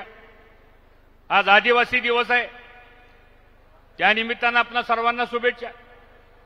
आणि आज 9 ऑगस्ट क्रांती दिन, ज्याला आपण छोडो भारत म्हणून जी घोषणा महात्मा गांधींनी केली होती, त्या घोषणेवर आपल्याला स्वातंत्र्य मिळालं. त्याही दिवसाच्या मी आपणा सर्वांना शुभेच्छा देतो. आणि आजच्या शुभ प्रसंगी मंडल यात्रा जी आपण काढलेली आहे ती निश्चितपणानं आपल्या सर्वांच्या साक्षीनं महाराष्ट्रामध्ये परिवर्तन झाल्याशिवाय राहणार नाही, ही भूमिका आपल्या सर्वांना या ठिकाणी मांडतो. आपणा सर्वांना माहिती आहे की आदरणीय पवार साहेब या राज्याचे मुख्यमंत्री असताना माझ्या अगोदरच्या अनेक वक्त्यांनी त्या संदर्भामध्ये वक्तव्य केलेलं आहे. पण आदरणीय पवार साहेब या राज्याचे मुख्यमंत्री असताना जो मंडल आयोग माननीय व्ही.पी. सिंग साहेबांनी या देशामध्ये आणला आणि प्रत्येक राज्याला आदेश दिले की ह्या मंडल आयोगाची अंमलबजावणी आपण करा. मला आठवते साहेब, त्यावेळेस आम्ही जिल्हा परिषदमध्ये पदाधिकारी म्हणून काम करत होतो. आपण राज्याचे मुख्यमंत्री होता. मला सांगायला मनापासून अभिमान वाटतो की सगळ्या देशामध्ये प्रथमतः मंडळ आयोगाची अंमलबजावणी जर कुणी केली असेल तर आदरणीय पवार साहेबांनी केली. हे आपल्या सर्वांना विसरता कामा नये. मित्रांनो, सांगतो पवार साहेबांनी या देशामध्ये, आज इथं उल्लेख झाला, रोहित पवारांनी शेतकऱ्यांचा प्रश्न काढला.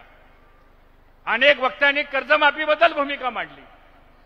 मला आठवत आहे ज्यावेळेस डॉक्टर मनमोहन सिंग साहेब या देशाचे पंतप्रधान होते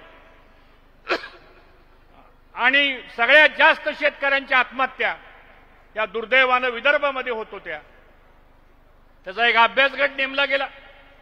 पवार साहेबांच्यावर जबाबदारी टाकली आणि पवार साहेबांनी 6 महिन्यामध्ये या देशातल्या शेतकऱ्यांचं 72,000 कोटी रुपयाचं कर्ज माफ करण्याचा निर्णय हा पवार साहेबांच्या माध्यमातून झाला. दुसऱ्या दिवशी पवार साहेबांचा मला फोन आला दिल्लीवरून. मी राज्याचा सहकार मंत्री होतो. मला म्हणले, हर्षवर्धन जी.आर. वाचला का? म्हणलं साहेब, जी.आर. वाचला, पण त्या जी.आर. मधल्या ज्या 11 अटी आहेत त्या 11 अटीमध्ये आपल्या राज्यातले, महाराष्ट्रातले 28 लाख शेतकरी हे बसत नाहीत. मग साहेब म्हणले, करायचं काय? म्हणलं साहेब, तुम्ही ती जी योजना आणली त्यावेळेस अशोकराव चव्हाण हे राज्याचे मुख्यमंत्री होते आणि पवार साहेबांना मी सांगितलं, साहेब आपल्या राज्यातल्या शेतकऱ्यातला हा 28 लाख शेतकऱ्याचा भाग शिल्लक राहतोय. साहेबांनी 1 दिवसामध्ये निर्णय घेतला आणि राज्याच्या मुख्यमंत्र्यांना सांगितलं की तुमची पण एक कर्जमाफीची योजना आणा. आणि मला सांगायला आनंद वाटतो, 6,200 कोटीची योजना त्यावेळेस नागपूरच्या अधिवेशनामध्ये राज्याचा सहकार मंत्री असताना आपण आणली आणि 6,200 कोटी 28 लाख शेतकऱ्यांचं कर्ज माफ करताना केवळ विदर्भामधले 9 लाख शेतकऱ्यांना या कर्जमाफीचा फायदा आपण मित्रांनो करून दिला. ही काम करणारी पद्धत आपली होती. आज दुर्दैवानं सामाजिक तणाव निर्माण झालाय. तुम्हाला कदाचित माहित असेल, परवा आमच्या पुणे जिल्ह्यामध्ये येवत एक अत्यंत प्रगत गाव आहे. पवार साहेबांना माहिती, कारण साहेब त्या भागातून खासदार होते, आम्ही त्या भागातून आमदार मंत्री म्हणून काम केलं. दुर्दैवानं सामाजिक सलोखा आता आपल्या महाराष्ट्रामध्ये अडचणीत यायला लागलेला आहे. जाती जातीमध्ये मतभेद निर्माण व्हायला लागलेले आहेत. समाजामध्ये तेढ निर्माण व्हायला लागलेली आहे. आणि मला असं वाटतं हाच विचार पवार साहेबांनी केला आणि ही संकल्पना पवार साहेबांनी आमच्या समोर मांडली की आता महाराष्ट्रामध्ये राष्ट्रवादी काँग्रेस पक्षाला आपल्याला पुढे जाताना आपल्याला मंडल यात्रा काढावी लागेल आणि त्या मंडल यात्रेची सुरुवात आज नागपूर बसून आपण करतोय आणि एवढ्या सगळ्यांच्या साक्षीने मित्रांनो ज्याच्या आपण काम करतोय. यात्रा म्हणजे काय हे सुद्धा विचार करण्याची आवश्यकता आहे. 2च मिनिटं घेणार आहे फक्त मी. ही यात्रा म्हणजे मला वाटतं 19 ठिकाणी राजा राजूरबुकरा आपण जाणार आहे. तुमच्याबरोबर अनेक कार्यकर्ते, त्याला आपण सर्वांनी जाण्याची आवश्यकता आहे. त्या यात्रेमध्ये गेल्यानंतर प्रत्येक गावामध्ये आज दुर्दैवानं ओबीसी समाज जो पहिल्यापासून आपल्या बरोबर आहे, ज्या ओबीसी समाजाच्या माध्यमातून आपण पुढे आलो, आज त्या ओबीसी समाजाला आपल्यापासून दूर नेण्याचा प्रकार काही काळामध्ये मित्रांनो झालेला आहे. आणि म्हणून राजकारणामध्ये, समाजकारणामध्ये सर्व धर्म समभावाचा विचार घेऊन काम करणारी आपण कार्यकर्ते आहोत.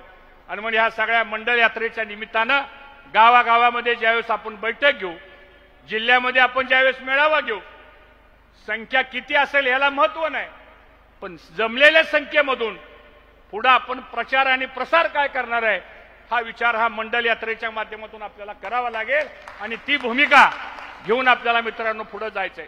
दुसरा महत्वाचा मुद्दा असा आहे की आज आपल्याला 27% आरक्षण मिळालं. हे आरक्षण मिळत असताना नोकरीमध्ये आरक्षण मिळालं. पवार साहेब ज्यावेळेस राज्याचे मुख्यमंत्री होते, मला आठवतंय फुले शाहू आंबेडकरांचा विचार मग त्या काळामध्ये रामदास आठवले मंत्री असायचे, त्या काळामध्ये शिवाजीराव शेंडगे मंत्री असायचे, त्या काळामध्ये पवारसाहेब आपण निर्णय घेतला 27% आरक्षण तर ओबीसीला होतच, पण एनटी व्हीजीएनटी अ ड ब या कॅटेगरीला सुद्धा साहेब आपण त्या ठिकाणी आरक्षण दिलं. आणि आज बघता बघता समाजामध्ये सुद्धा ही तरुण मुलं आज या शिक्षण क्षेत्रामध्ये पुढे आली, नोकरीच्या क्षेत्रामध्ये पुढे आली. आज कुटुंबाच्या कुटुंब त्या ठिकाणी चांगल्या पद्धतीने आपला प्रपंच करायला लागली. हे सगळं केवळ आपल्या प्रयत्नामुळे या ठिकाणी झालेलं आहे. आणि म्हणून हे सगळं करत असताना हा गैरसमज या मंडल यात्रेच्या निमित्तानं आपण लोकांच्या मनातला काढण्याची आवश्यकता आहे. गैरसमज झालेला आहे, तो जाणीवपूर्वक गैरसमज करून दिला गेलेला आहे. आणि हा गैरसमज दूर करून पुन्हा एकदा महाराष्ट्र एकसंघ ठेवण्याचं काम आदरणीय पवार साहेबांच्या नेतृत्वाखाली आपण सर्वांनी काम करूया, एवढंच या निमित्तानं मी आपल्याला आवाहन करतो. आणि आज आमचे अध्यक्ष ओबीसी सेलचे यांचं खरंच आपण टाळ्या वाजवून यांचं अभिनंदन करा की आपल्या सर्वांच्या सहकार्याने आता ही सुरुवात, एकटा अध्यक्ष काय करू शकत नाही, आपल्या सगळ्याची ताकद त्यांच्या पाठीमागे राहील एवढाच विश्वास व्यक्त करतो. आणि एवढ्या मोठ्या संख्येने आपण आलात त्याबद्दल आपल्या सर्वांचं स्वागत करतो. आणि आता अध्यक्ष बोललो, आता आपल्या सर्वांच्या वतीनं आपले प्रदेश अध्यक्ष शिंदे साहेबांनी मार्गदर्शन करावं अशी मी त्यांना विनंती. अमर काळे साहेब. बरं, खासदार अमर काळे बोलतील. यानंतर आपल्या विदर्भात आपल्या पक्षाचे एकमेक ओबीसी समाजाचे खासदार माननीय अमर काळे यांना विनंती करतो की त्यांनी आपलं या ठिकाणी मनोगत व्यक्त करावं. अमर काळे.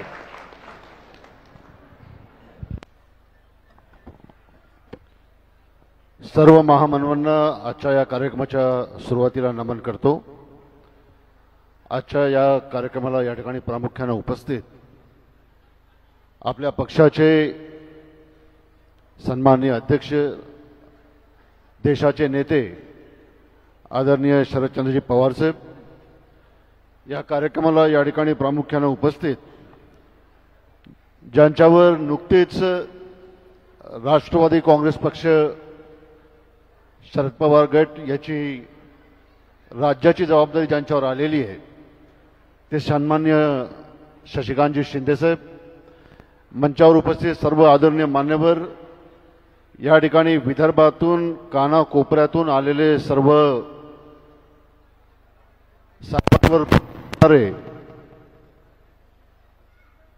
सर्व पक्षाचे सर्व सन्मान्य कार्यकर्ते, आज 9 ऑगस्ट क्रांती दिन, या क्रांती दिनाच्या निमित्तानं या देशाला स्वातंत्र्य मिळवून देण्याकरता ज्या सर्व लोकांनी आपल्या प्राणाची आहुती दिली त्या सर्वांना या क्रांती दिनाच्या निमित्तानं या ठिकाणी नमन करतो, वंदन करतो.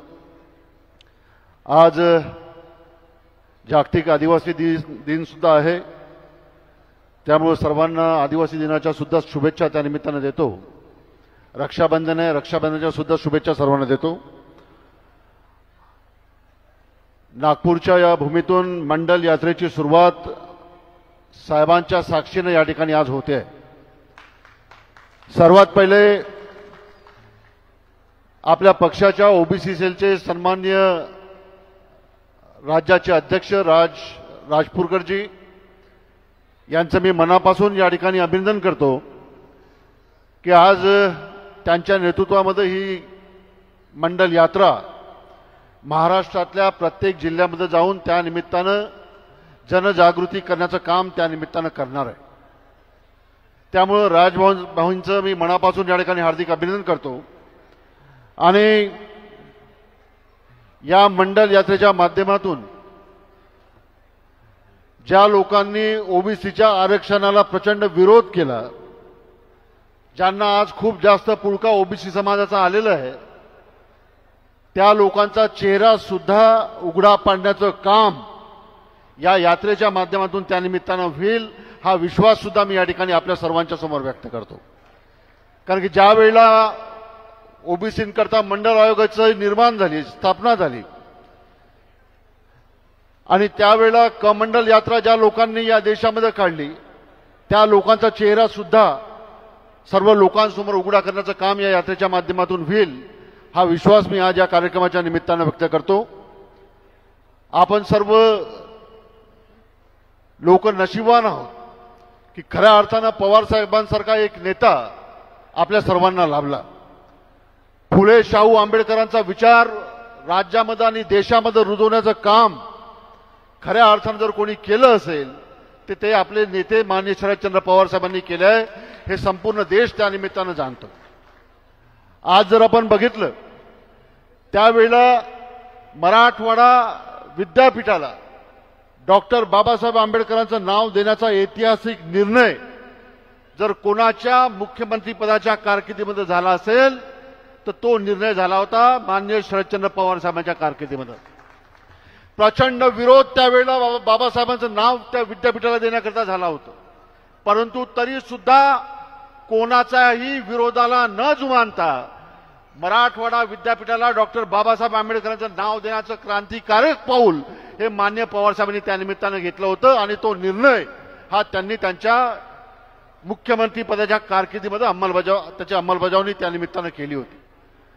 आता अनेक लोक या ठिकाणी अनेक लोकांचे भाषण झाले. आपल्याला शशिकांतजींचं ऐकायचंय, माननीय पवारसाहेबांना ऐकायचंय आणि पुन्हा याच मुद्द्यांवर जर मी बोलत राहिलो तर मला असं वाटतं की मुद्द्यांचं रिपिटेशन होईल.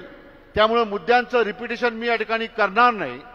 फक्त इतकं मात्र आपण लक्षात घेतलं पाहिजे की 1902 मध्ये कोल्हापूरच्या संस्थानामध्ये छत्रपती शाहू महाराजांनी पहिल्यांदा ओबीसींना 50% रिझर्वेशन देण्याचं काम आणि निर्णय हा 1902 मध्ये छत्रपती शाहू महाराजांनी कोल्हापूरच्या संस्थानामध्ये घेतला होता. आणि त्याच्यानंतर त्याचाच पुढची पायरी म्हणजे आपला हा मंडल आयोग होता, हे आपण लक्षात घ्या. त्यामुळे माझी इतकी अपेक्षा राहील की ओबीसींच्या न्याय हक्कासाठी हा मंडल आयोग किती महत्वाचा होता हे सुद्धा आपण सर्व लोक जाणतो. जसं आता हर्षवर्धन पाटील साहेब आणि इतर लोकांनी या ठिकाणी सांगितलं की महाराष्ट्र हे पहिलं राज्य देशातलं होतं ज्यांनी मंडल आयोगाच्या शिफारसी या राज्यामध्ये त्या निमित्तानं लागू केल्या आणि त्यावेळेला माननीय शरद पवार साहेब हे आपल्या राज्याचे मुख्यमंत्री होते. ह्या सर्व गोष्टीची जाण आपल्या सर्वांना आहे. परंतु राज्य मला आपल्याला या निमित्तानं सांगावंसं वाटतं की ज्या वेळेला मंडल आयोगाच्या निमित्तानं आपण राज्यामध्ये प्रत्येक जिल्ह्यामध्ये जेव्हा जाल त्यावेळेला आपली ओबीसीच्या संदर्भातली जी काही आपली भूमिका आहे ती तर आपण निश्चित मांडूच. परंतु आज या महाराष्ट्रामधले जे ज्वलंत प्रश्न आहे ते प्रश्न सुद्धा त्या निमित्तानं आपण जाणून घेऊन पुढच्या काळामध्ये शेतकऱ्यांचे प्रश्न, बेरोजगारांचे प्रश्न, महिलांचे प्रश्न हे सर्व प्रश्न घेऊन पुढच्या काळामध्ये पक्षांनी रस्त्यावर उतरण्याची आज नितांत आवश्यकता आहे हे मला या निमित्तानं या ठिकाणी सांगावंसं वाटतं. आज विदर्भातले आपले मोजके कार्यकर्ते, ठळक कार्यकर्त्यांचा आपला आजचा मेळावा आहे. परंतु आज या मेळाव्याच्या निमित्तानं मला आपल्याला सांगावंसं वाटतं की 1-1.25 वर्षापूर्वी देशाच्या लोकसभेच्या निवडणुका झाल्या. देशाच्या लोकसभेच्या निवडणुकीमध्ये घवघवीत यश आपल्याला महाराष्ट्रामध्ये मिळालं. त्याच्यानंतर 4 ते 5 महिन्यामध्ये महाराष्ट्रामध्ये विधानसभा झाल्या. परंतु विधानसभेमध्ये आपला ग्राफ एकदम कमी आला आणि प्रचंड मोठ्या अपयशाला आपल्या सर्वांना समोर जावं लागलं. परंतु हे होत असताना मला आपल्या सर्वांकडून इतकी अपेक्षा आहे की या आलेल्या अपयशाने आपण खचून न जाता पुढच्या काळामध्ये येणाऱ्या स्थानिक स्वराज्य संस्थांच्या ज्या निवडणुका आहे ज्याच्यामध्ये महानगरपालिका असेल, नगरपालिका असेल, नगरपंचायत असेल, जिल्हा परिषद पंचायत समिती असेल, या सर्व निवडणुकीच्या दृष्टीनं आपण सर्वांनी त्या निमित्तानं कामाला लागलं पाहिजे अशी एक अपेक्षा मी या ठिकाणी करतो. आणि आपल्या सर्वांचं हे फेल्युअर आहे. मला या निमित्तानं स्पष्टपणे सांगितलं पाहिजे आपल्या सर्वांचं हे फेल्युअर आहे की एक सक्षम विरोधी पक्ष म्हणून ज्या पद्धतीनं आपण रस्त्यावर उतरायला पाहिजे अजूनपर्यंत आपण एक सक्षम विरोधी पक्ष म्हणून रस्त्यावर उतरलेलो नाही. हे अनेक लोक आपल्याबद्दल सुद्धा आज तक्रारी त्या निमित्तानं नोंदवतात आहे. हे आपण सर्वांनी आज लक्षात घेण्याची गरज आहे. प्रचंड मुद्दे आपल्या समोर आहे, अनेक मुद्दे आपल्या समोर आहे. अरे मागच्या 2 वर्षामध्ये आमच्या अमरावती आणि वर्धा जिल्ह्यामध्ये 600 शेतकऱ्यांनी आत्महत्या केल्या. संपूर्ण कर्जमाफीची घोषणा माननीय देवेंद्र फडणवीसांनी त्यावेळेला केली होती. आता विधानसभेच्या निवडणुका होऊन 8 महिने झाले, अजूनपर्यंत कर्जमाफीच्या संदर्भातली कुठलीच घोषणा, निर्णय हा अजूनपर्यंत राज्य सरकारने घेतलेला नाही. आमचे नांदगाव खंडेश्वरचे लोक या ठिकाणी आले असतील. 2 दिवसापूर्वी पापच्या एका शेतकऱ्यांनी आत्महत्या केली. त्याच्या पहिले अजून काही नांदगाव खंडेश्वरमध्ये रोहितचे 5 ते 7 शेतकऱ्यांनी आत्महत्या त्या निमित्तानं केल्या आहे कर्जमाफीमुळे. आणि देवेंद्र फडणवीस साहेब आपल्याला सांगतात की व्यवस्थित वेळ आली, योग्य वेळ आली का आम्ही कर्जमाफी करू. म्हणजे अजून किती शेतकऱ्यांच्या आत्महत्याची वाट हे भारतीय जनता पक्षाचं सरकार पाहते आहे, हे सुद्धा त्यानिमित्तानं आपण सरकारला विचारलं पाहिजे. पण तो दुर्दैवानं आपण त्यामध्ये कुठेतरी कमी पडतोय.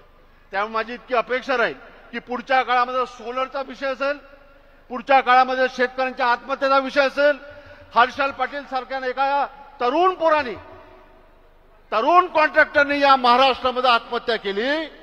कारण की 1.5 ते 2 वर्षापासून जल जीवन मिशनचे जे पैसे, बिलाचे पैसे त्या कॉन्ट्रॅक्टरला भेटले नव्हते. त्यामुळे हर्षल पाटील नावाच्या साताऱ्यातल्या सांगलीतल्या एका तरुण ठेकेदाराने आत्महत्या केली. एक छोटी मुलगी त्याला आहे. आज जितेंद्रजी आमच्या वर्धा जिल्ह्याचं आणि माझ्या वर्धा लोकसभेचं महाराष्ट्राच्या गव्हर्नमेंटकडं 1,000 करोडचे बिल, ते बीएनसीचे असो, पाणी पुरवठ्याचे असो, जिल्हा परिषदचे असो, ठक्कर बाप्पाचे असो, या सर्व याचे 1,000 करोडचे बिल हे माझ्या वर्धा लोकसभेमध्ये पेंडिंग आहे. अनेक विषय आपल्या समोर आहेत. त्यामुळे माझी इतकी अपेक्षा आहे की हे विषय घेऊन पुढच्या काळामध्ये रस्त्यावर उतरण्याचं काम त्यानिमित्तानं आपल्याला करावं लागेल. अरे इतका मोठा, 1-2 मिनिटं बोलतो आणि संपवतो कारण की साहेबांना आपल्याला ऐकायचंय. जनसुरक्षा कायदा महाराष्ट्रामध्ये आला. मी मानतो की जनसुरक्षा कायदा बहुमताच्या आधारावर या महाराष्ट्राच्या विधानसभेमध्ये मंजूर करण्यात आला, मी मानतो. परंतु या देशाने बघितलेलं आहे की ज्या वेळेला लोक रस्त्यावर उतरतात, ज्या वेळेला जनता रस्त्यावर उतरते, त्यावेळेला 3 कृषी कायदे देशातल्या संपूर्ण शेतकऱ्यांवर अन्याय करणारे होते. भारतीय जनता पक्षाने संसदेमध्ये हे 3 कृषी कायदे त्यावेळेला बहुमताच्या आधारावर, बहुमताच्या ताकदीवर मंजूर करून घेतले. देशातले शेतकरी दिल्लीच्या बॉर्डरवर एकत्र झाले आणि 378 दिवस आंदोलन चाललं. आणि 378 दिवस आंदोलन चालल्यानंतर 700 शेतकऱ्यांनी प्राणाची आहुती त्या आंदोलनामध्ये दिली. आणि त्याच्यानंतर भारतीय जनता पक्षाच्या सरकारला लोकसभेमध्ये ते 3ही कृषी कायदे, जे काळे कृषी कायदे होते, ते मागे घ्यावे लागले. हे इतिहास सुद्धा आपल्या सर्वांच्या समोर आहे. त्यामुळे माझी इतकी अपेक्षा राहील की जी परिस्थिती या देशामध्ये शेतकऱ्यांनी करून दाखवली आहे, पवार साहेबांना मी या निमित्तानं फक्त इतकं आव्हान करतो की आपण आपल्या कार्यकर्त्यांना आज या सभेच्या माध्यमातून एक सांगून द्या, एक आदेश द्या, इशारा द्या की पुढच्या काळामध्ये जनसुरक्षा कायद्याच्या संदर्भामध्ये राष्ट्रवादी काँग्रेस पक्षाच्या माध्यमातून एक मोठं आंदोलन या महाराष्ट्रामध्ये उभं करण्याचं काम हे त्यानिमित्तानं आपण केलं पाहिजे. आणि जोपर्यंत हा कायदा सरकार मागे घेत नाही तोपर्यंत हे आंदोलन मागे घेण्याचं काम हे पुढच्या काळामध्ये कधी होता कामा नये, याची अपेक्षा मी या ठिकाणी करतो. फक्त इतकं सांगू इच्छितो की जनसुरक्षा कायदा हा आता आलाय, पण तो ब्रिटिशच्या राजवटीमध्ये पब्लिक सेफ्टी बिल होतं. आणि या पब्लिक सेफ्टी बिलच्या माध्यमातून जे आपले फंडामेंटल राईट्स आहे, त्या फंडामेंटल राईटवर सुद्धा गदा आणण्याचं काम त्या पब्लिक सेफ्टी बिलच्या माध्यमातून झालेलं होतं. आणि आपल्या सर्वांना सांगतो की सरकारच्या विरोधामध्ये पहिलं भाषण त्या निमित्तानं गांधीजींनी केल्यामुळं गांधीजींना या पब्लिक सेफ्टी बिलच्या आधारावर 6 वर्षाची जेल ही त्यावेळेला झाली होती. काय केलं होतं गांधीजींनी? फक्त सरकारच्या विरोधामध्ये भाषण दिलं होतं आणि त्या भाषणाच्या आधारावर पब्लिक सेफ्टी बिलचा आधार घेऊन महात्मा गांधींना 6 वर्षाची शिक्षा ब्रिटिश सरकारने त्यावेळेला केली होती. नंतर जन आंदोलन वाढलं. 2 वर्षामध्ये गांधीजींना बाहेर आणलं गेलं. परंतु आपण लक्षात घ्या की सरकार विरोधी भाषण केल्यामुळे फक्त गांधीजींना त्यावेळेला याच कायद्याच्या आधारावर अंदर टाकण्यात आलं होतं. पुढच्या काळामध्ये तुमच्या आमच्यापैकी कोणी जर सरकारवर जर कुठलं टीकास्त्र सोडत असेल किंवा भाषणामध्ये सरकारवर जर टीका करत असेल तर पुढच्या काळामध्ये आपल्याला सुद्धा जेलमध्ये टाकण्याची प्रोव्हिजन या जनसुरक्षा कायद्याच्या माध्यमातून आहे. त्यामुळे माझी इतकी अपेक्षा राहील की हे आंदोलन सुद्धा आता आपल्या पक्षाच्या कार्यकर्त्यांनी हातामध्ये घेतलं पाहिजे. आणि जोपर्यंत हे सरकार हा कायदा मागे घेणार नाही तोपर्यंत हे आंदोलन रस्त्यावरची लढाई लढण्याचं काम आपण केलं पाहिजे इतकी अपेक्षा करतो. भाषण फक्त संपवतो, 2 मिनिटं फक्त शेवटची विनंती इतकी करतो. जसं आता आपण मंडल यात्रा सुरू केली आहे, अनेक लोक या ठिकाणी आहेत, अनेक लोक विधानसभेचे उमेदवार राहिलेले आहेत, काही लोकसभेचे उमेदवार राहिले होते. आमच्याकडे सुद्धा लोकसभेच्या निवडणुकीच्या पहिले रोहितजी काही लोक अप्रोच झाले आणि त्यांनी सांगितलं की आम्ही तुम्हाला निवडून आणतो, इतके इतके पैसे तुम्हाला द्यावे लागेल. आमचे नागपूरचे आपले धनेश्वरराव पेठे साहेब, त्यांच्याकडे प्रपोजल आलं होतं की 2 करोड रुपये तुम्ही द्या, किती मताने तुम्ही निवडून याल ते आम्ही सांगतो आणि तेवढ्या मताने तुम्ही निवडून याल. त्यामुळे माझी इतकी अपेक्षा राहील की आता ज्या पद्धतीची लढाई आपण आता लढतोय, पुढच्या काळामध्ये पवार साहेबांना माझी नम्र विनंती राहील की या ईव्हीएमच्या विरोधातली लढाईचं सूत्र आता आपण आपल्या हातामध्ये घ्या. तुमच्या शब्दाला या देशामध्ये मान आहे, तुमच्या शब्दाला या देशामध्ये मान आहे. जर तुम्ही एक आव्हान जर देशातल्या सर्व नेत्यांना जर केलं की जोपर्यंत बॅलेट पेपरवर निवडणुका होणार नाही तोपर्यंत निवडणुकीचा बॉयकॉट आम्ही करू, हे एक आव्हान जर आपण त्या निमित्तानं केलं तर मला विश्वास आहे की या देशातला कोणताही भारतीय जनता पक्ष सोडून दुसरा नेता नाही जो तुमच्या शब्दाला कधी नाकारेल असा एकही नेता या देशामध्ये नाही. त्यामुळं आपल्या सर्व लोकांचं भवितव्य जर आपल्याला व्यवस्थित ठेव. मला अनेक लोक विचारतात, पत्रकार विचारतात, रोहितजी, की जेव्हा मी निवडून आलो मला पत्रकारांनी विचारलं तुम्ही नेहमी ईव्हीएमच्या विरोधात बोलता, आज तुम्ही 82,000 मतांनी निवडून आले, आता ईव्हीएमच्या बद्दलची तुमची भूमिका काय? मी त्यांना तेच सांगितलं, आम्ही निवडून आलो तरी आम्हाला बॅलेटवर मतदान पाहिजे आणि आम्ही हारलो तरी सुद्धा आम्हाला बॅलेटवर मतदान पाहिजे. त्यामुळे माझी इतकी अपेक्षा राहील की पुढच्या काळामध्ये ईव्हीएमच्या विरोधातली लढाई सुद्धा आपल्याला लढावं लागेल. या महाराष्ट्रामध्ये काही उमेदवार असे आहेत की ज्यांनी स्वतःच्या बूथवर मतदान केलं त्यांना 0 मतदान त्या बूथवर आहे. अक्कलकोट मतदारसंघ, सोलापूर जिल्ह्यातला अक्कलकोट मतदारसंघ, तिथला एक उमेदवार आहे अशोक वानखडे जे पत्रकार, त्यांनी तो किस्सा सांगितला होता की ज्या बूथवर उमेदवारांनी मतदान केलं त्या बूथवर सुद्धा त्याला 0 मत पडलेलं आहे. त्यामुळे माझी इतकी अपेक्षा राहील या देशातली लोकशाही जर टिकवायची असेल तर पुढच्या काळामध्ये पवार साहेबांना माझं नम्र विनंती आहे की आपण पुढचा लढा आपल्या हातामध्ये घ्यावा. इतकी एक अपेक्षा मी आजच्या या कार्यक्रमाच्या निमित्तानं करतो. आणि करो या मरोचा संदेश गांधीजींनी 9 ऑगस्टला दिला होता. फक्त इतकी अपेक्षा करतो की येणाऱ्या पुढच्या निवडणुका कार्यकर्त्यांच्या निवडणुका आहे, हारणं जिंकणं निवडणुकीमध्ये चालू राहील, परंतु रस्त्यावर येऊन विरोधकाची भूमिका पुढच्या काळामध्ये अतिशय ठामपणे मांडण्याचं काम आजच्या या मंडल यात्रेच्या निमित्तानं, या सभेच्या निमित्तानं आपण संकल्प करूया. इतकी एक अपेक्षा आजच्या या निमित्तानं करतो. आपल्या सर्वांचं मनापासून आभार मानतो आणि माझ्या लांबलेल्या 2 शब्दांना विराम देतो. धन्यवाद. यानंतर आपल्या सर्वांचे प्रांताध्यक्ष माननीय शशिकांत शिंदे साहेबांना विनंती करतो की त्यांनी आम्हा सर्वांपुढे मनोगत व्यक्त करावं. शिंदे साहेब. नागपूरच्या दीक्षाभूमीतून महाराष्ट्राच्या सत्ता परिवर्तनामध्ये ज्या नेत्याने देशामध्ये मंडल आयोग लागू झाल्यानंतर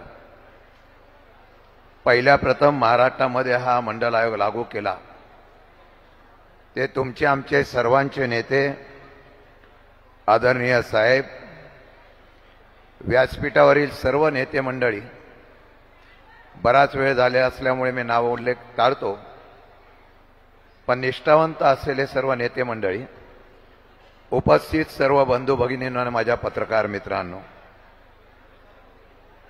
आज क्रांती दिनाच्या दिवशी, आदिवासी दिनाच्या दिवशी ज्या महात्मा गांधींनी इंग्रजांना चलो जाव अशा प्रकारचा नारा दिला, त्याच दिवशी राष्ट्रवादीच्या माझ्या ओबीसी सेलच्या अध्यक्षांनी महायुती चले जाव अशा प्रकारचा नारा देऊन आज मंडल यात्रा सुरू केल्याबद्दल राजा राजपूरकरचा मनापासून त्यांच्या सहकार्याचं अभिनंदन करतो. खरं म्हटलं तर साहेब, अध्यक्ष झाल्यानंतर राजा राजपूरकर माझ्याकडे आले. त्यांनी मला सांगितलं, फार उत्साही कार्यकर्ता.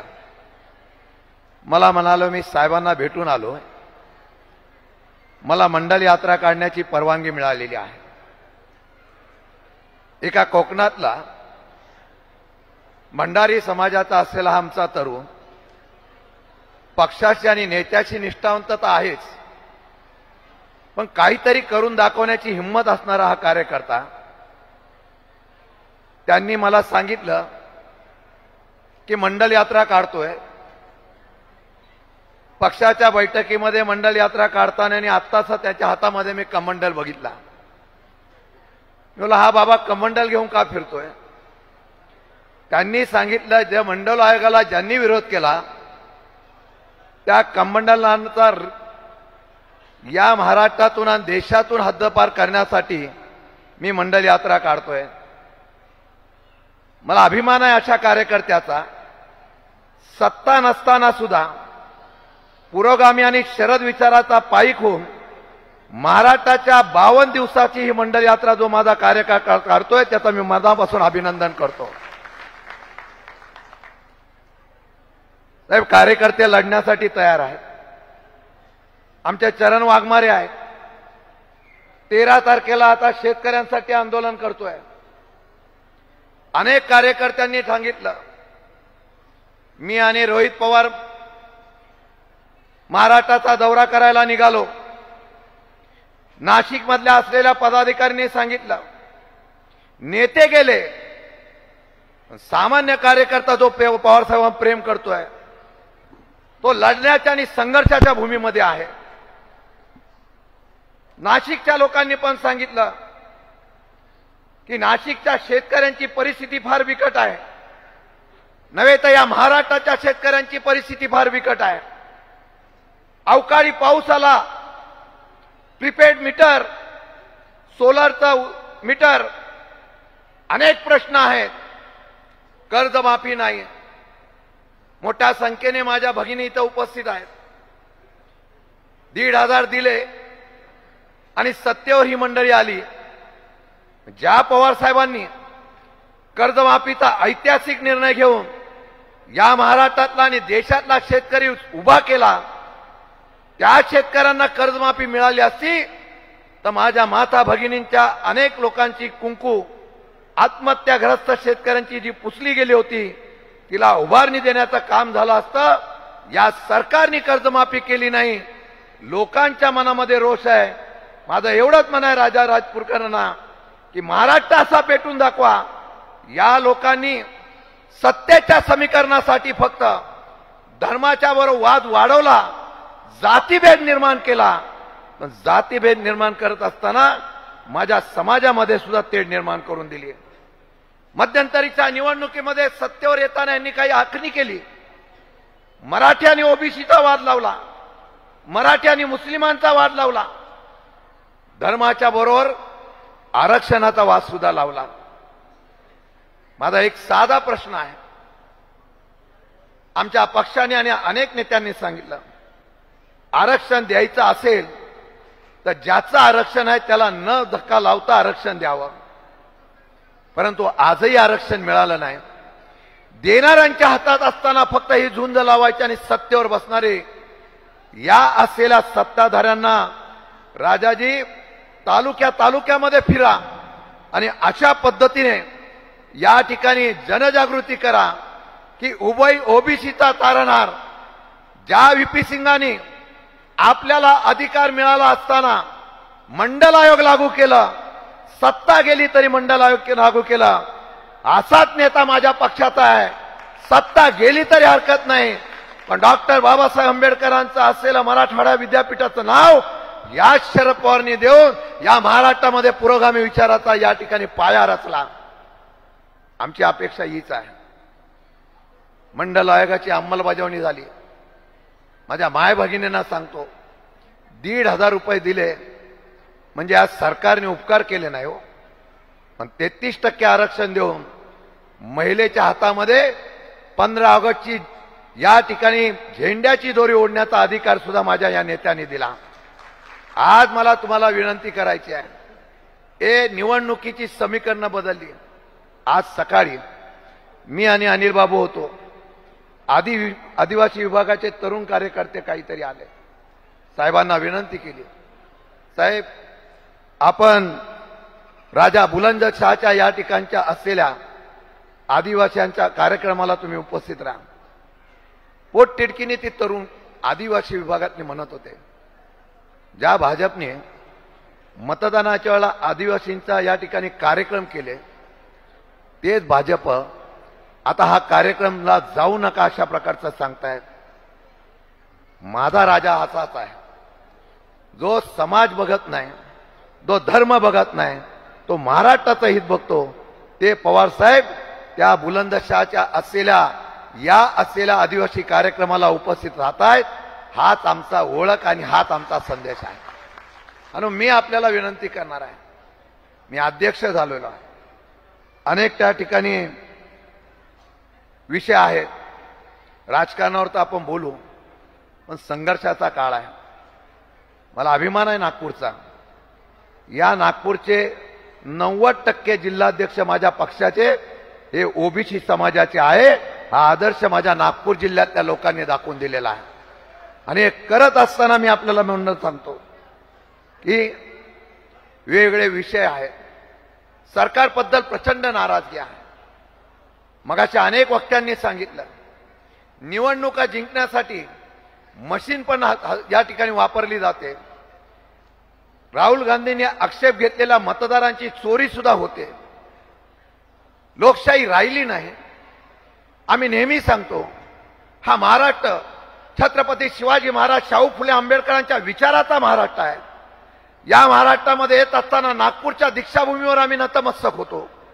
या महाराष्ट्रामध्ये छत्रपती शिवाजी महाराजांचा इतिहास आम्ही जागृत करतो. महात्मा ज्योतिबा फुले आणि सावित्री फुलेंचा या ठिकाणी विचार आवडतो. त्याच महाराष्ट्रामध्ये आज जातीवाद्यांनी आपलं राज्य कसं सांभाळावं या संदर्भातली रणनीती करतात. पक्ष फोडतायत, आमचे नेते फोडतायत, आमचे विचार तुळवले जात आहेत. कार्यकर्त्यांना विनंती करेल, माझ्या एका कार्यकर्त्यांनी ही यात्रा सुरू केलेली आहे. यश येईल, प्रत्येकाने संघर्षाला उभा राहा. आज एका कार्यकर्त्यांनी आणि त्याच्या सहकार्यांनी 52 दिवसाची ही पदयात्रा चालू केलेली आहे. ही रथयात्रा प्रत्येक तालुक्यात जाईल. प्रत्येक तालुक्यामध्ये विचार करून तिथल्या जनतेला आणि ओबीसी बांधवांना सांगतील, हा राज्यकर्ते तुम्हाला फसवतायत, फक्त आम्हाला लढायला लावतायत आणि आमच्या विरोधातली भूमिका घेऊन आमचं कुठलंही काम करत नाही अशा प्रकारची भूमिका करतायत.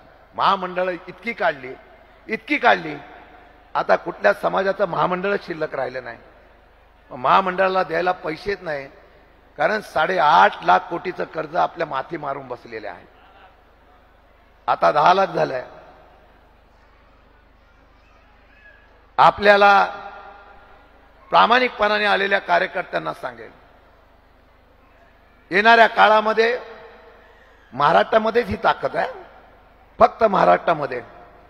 लोकसभेला महाराष्ट्राने ही ताकद दाखवून दिली. विधानसभेला विरोधक सावध झाले आणि आपल्या कूटनीतीने विधानसभा घेतली.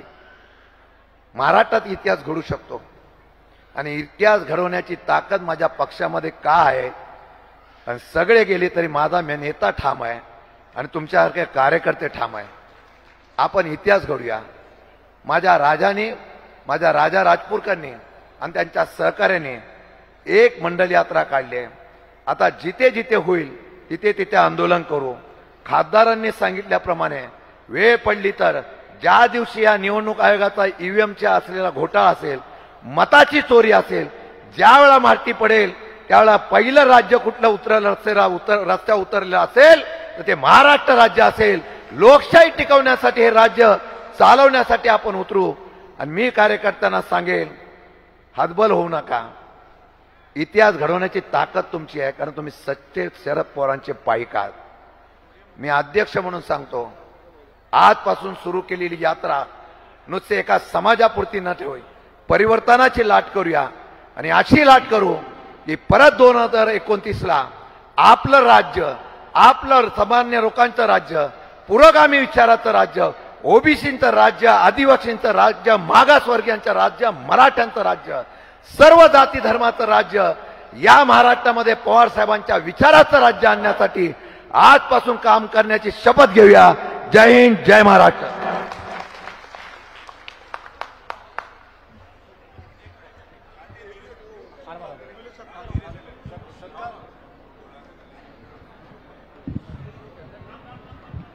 आणि आपल्या सर्वांच्या साक्षीने आणि समक्षाने या ठिकाणी या महानेत्याला आज समस्त ओबीसी 18 प्रगत जातींचे प्रतीक म्हणून महात्मा ज्योतिबा फुलेंची फुले पगडी घालून त्या ठिकाणी सन्मानित करत आहेत. मी विनंती करेन आदरणीय रोहितदा पवार, जितेंद्र आव्हाड साहेब, शशिकांत शिंदे साहेब, अनिल देशमुख साहेब, हर्षवर्धन पाटील साहेब सगळ्यांनी आणि आपण सर्वांनी जोरदार टाळ्यांनी कारण हा दिवस मंडल यात्रेच्या आणि पक्षाच्या इतिहासामध्ये एक अभूतपूर्व दिवस असणार आहे.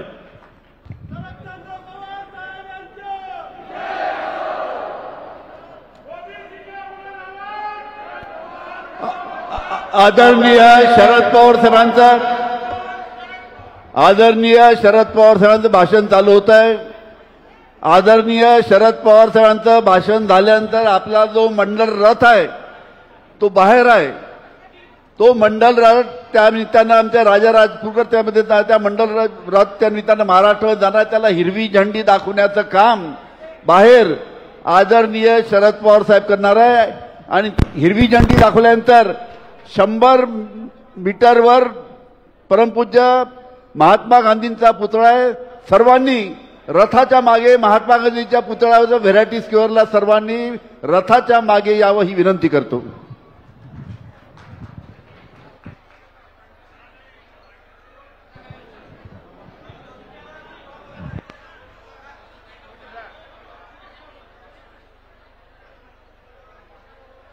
राष्ट्रवादी काँग्रेस पक्षाचे महाराष्ट्राचे अध्यक्ष शशिकांतजी शिंदे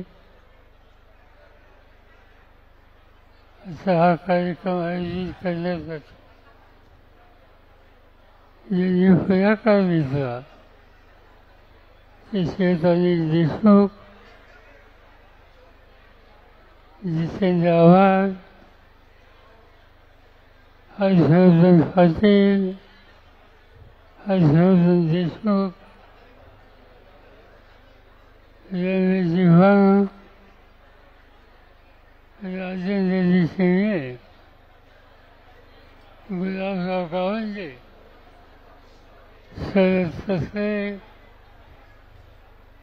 शर्मिला विजय, रोहित पवार, प्रकाश गजरे, माजी आमदार छगन वाघमारे आणि याचं नेतृत्व करण्याची जबाबदारी पक्षाच्या वतीने ज्यांच्यावर दिली ते असे राजा भोईकर, अन्य सहकारी आणि बंधू भगिनींनो, आजचा दिवस ऐतिहासिक दिवस 8 ऑगस्ट 1942 मुंबईच्या मैदानावर काँग्रेस पक्षाचं नेतृत्व एकत्रित झाले होते आणि महात्मा गांधींनी त्या ऑगस्ट मैदानाच्या संमेलनामध्ये 4 दिवशी घोषणा केली. 8 तारखेला ही घोषणा झाली आणि इंग्रज राज्यकर्त्यांनी त्या रात्री महात्मा गांधींच्या सह जवळपास सगळ्या महत्त्वाच्या नेत्यांना अटक केली आणि अहमदनगरचा जो किल्ला आहे त्या ठिकाणी नेऊन. दुसरा दिवस 9 ऑगस्ट आणि ह्या 9 ऑगस्टच्या दिवशी अरुणा असफाजी आणि बाकीच्या सगळ्या नेत्यांनी निर्धार केला की वरिष्ठ नेते तुरुंगात गेले, पण ही लढाई आम्ही आता थांबणार नाही. आणि म्हणून इंग्रजांना देशातनं घालवण्याच्याबद्दलची प्रभावी चळवळ 9 ऑगस्टपासून सुरू झाली. असा हा आजचा दिवस ऐतिहासिक दिवस. आणि मला आनंद आहे की या ऐतिहासिक दिवशी आपल्या सगळ्यांचे सहकारी राजा भोसकर यांनी ही मंडळच्या संबंधीची यात्रा संपूर्ण महाराष्ट्रात आयोजित करण्याचा निकाल घेतला. ही यात्रा 36 जिल्ह्यात जाणार आहे. ही यात्रा 358 तालुक्यात जाणार आहे. ही यात्रा 14,877 किलोमीटर प्रवास करणार आहे. आणि म्हणून या 358 तालुक्यामध्ये ही यात्रा पोहोचल्याच्या नंतर या यात्रेचा उद्देश मंडळची आपली भूमिका आणि आज देशाचं राज्य ज्यांच्या हातात आहे त्यांची भूमिका ही सामान्य लोकांना समजून सांगण्याचं काम हे यात्रेमध्ये करायचं. आणि म्हणून जरी राजा फुलकर याचं नेतृत्व करत असतील तरी तुम्हाला सगळ्यांच्या गावामध्ये तालुक्यामध्ये ही यात्रा येण्याच्या आधी या यात्रेचं मोठ्या प्रमाणावर स्वागत करण्याची सगळी जबाबदारी तुम्हा लोकांच्यावर आहे. आणि ते काम सुरू करायचं. कशासाठी करतो? कोण म्हणजे त्यांनी काय विचार दिला? व्ही मंडल बिहारमधले एक ज्येष्ठ नेते. आणि समाज परिवर्तन हा एकमेव विषय त्यांच्या मनामध्ये होता. त्यांच्या नेतृत्वाखाली समाजाच्या उपेक्षित वर्गाला न्याय कसा द्यायचा या संबंधीचं काम त्यांच्या सोपवलं होतं. आणि त्यांनी अतिशय सविस्तर असा एक अहवाल सादर केला. तो अहवाल मंडल कमिशन म्हणून देशात ओळखला जातो. विश्वनाथ प्रताप सिंग देशाचे प्रधानमंत्री होते. या निर्णयाची अंमलबजावणी करण्याचा निर्धार त्यांनी केला. त्यांच्या मंत्रिमंडळामध्ये भाजपचे नेते होते, अन्य नेते होते. मंत्रिमंडळाचा निर्णय झाला, पण भाजप किंवा त्या काळाचा जनसंघ यांचे जे नेते होते त्यांनी या कार्यक्रमाला विरोध केला. मंडळाचा विचार आम्हाला मंजूर नाही ही भूमिका घेतली जाईल. लालकृष्ण अडवाणी असतील, त्यांचे सहकारी असतील, त्या सगळ्यांनी याला विरोध केला. देशामध्ये संघर्ष झाला. अनेक ठिकाणी लहान समाजाच्या लोकांच्यावर हल्ले झाले. अनेक वेगवेगळे चित्र देशामध्ये झालेले. सुदैवानं महाराष्ट्रामध्ये राज्याची जबाबदारी ही माझ्याकडे होती. मंत्रिमंडळाची बैठक आम्ही लोकांनी बोलवली आणि सविस्तर चर्चा. की हा मंडळीचा निकाल सामान्य माणसाला, मागासवर्गीयाला, ओबीसीला न्याय देत असेल तर याची अंमलबजावणी महाराष्ट्रात होणार म्हणजे होणार. आणि हा निकाल आम्ही घेतला.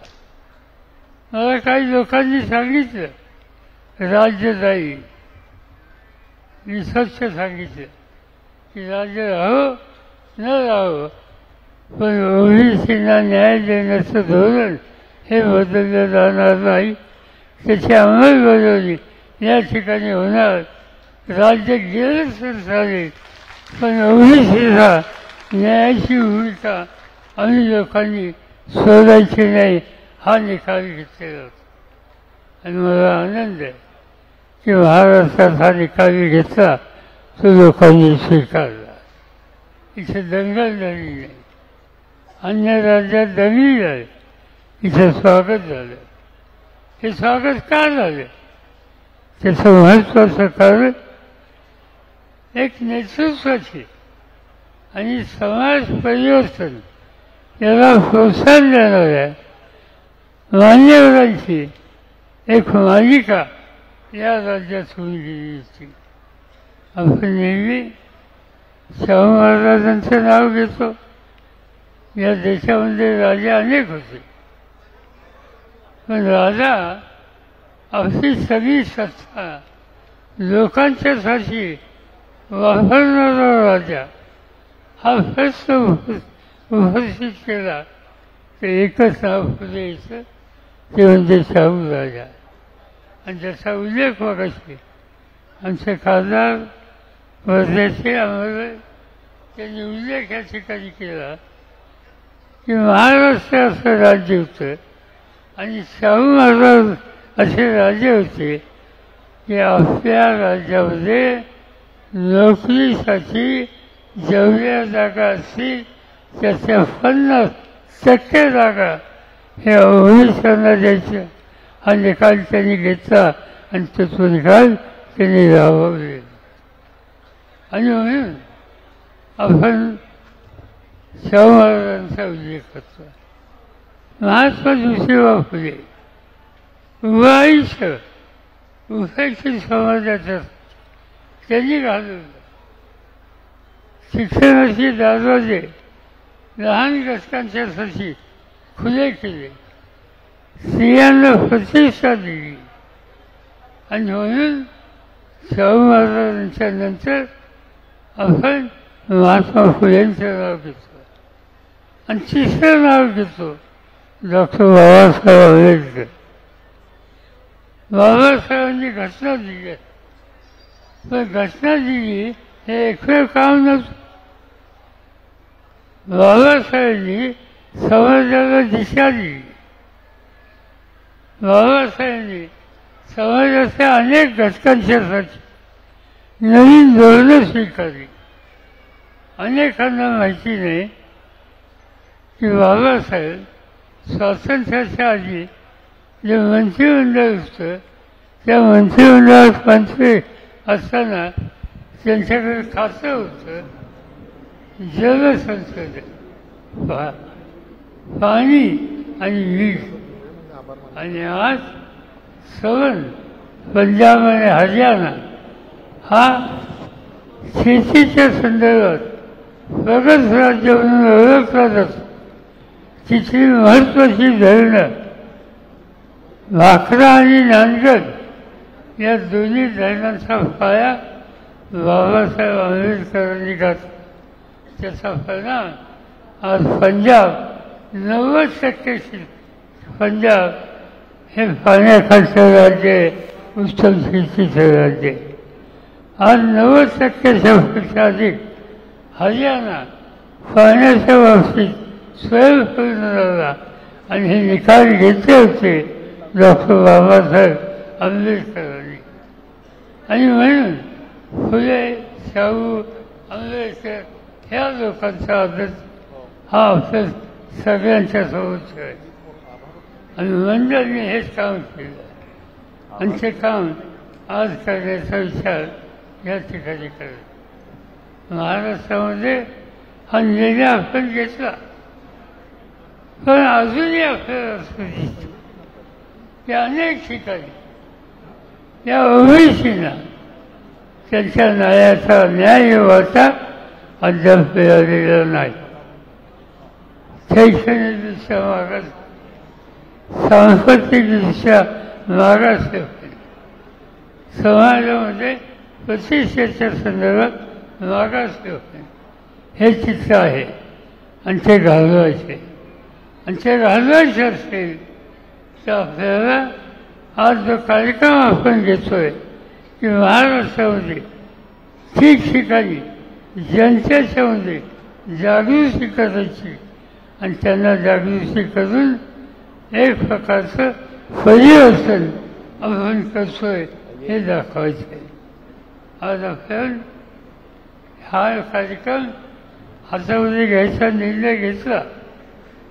काही लोकांचा विरोध आहे, ते बोलताना वेगळं होते पण विरोध होते. पण हा कार्यक्रम राबवण्याच्या पर्याय नाही.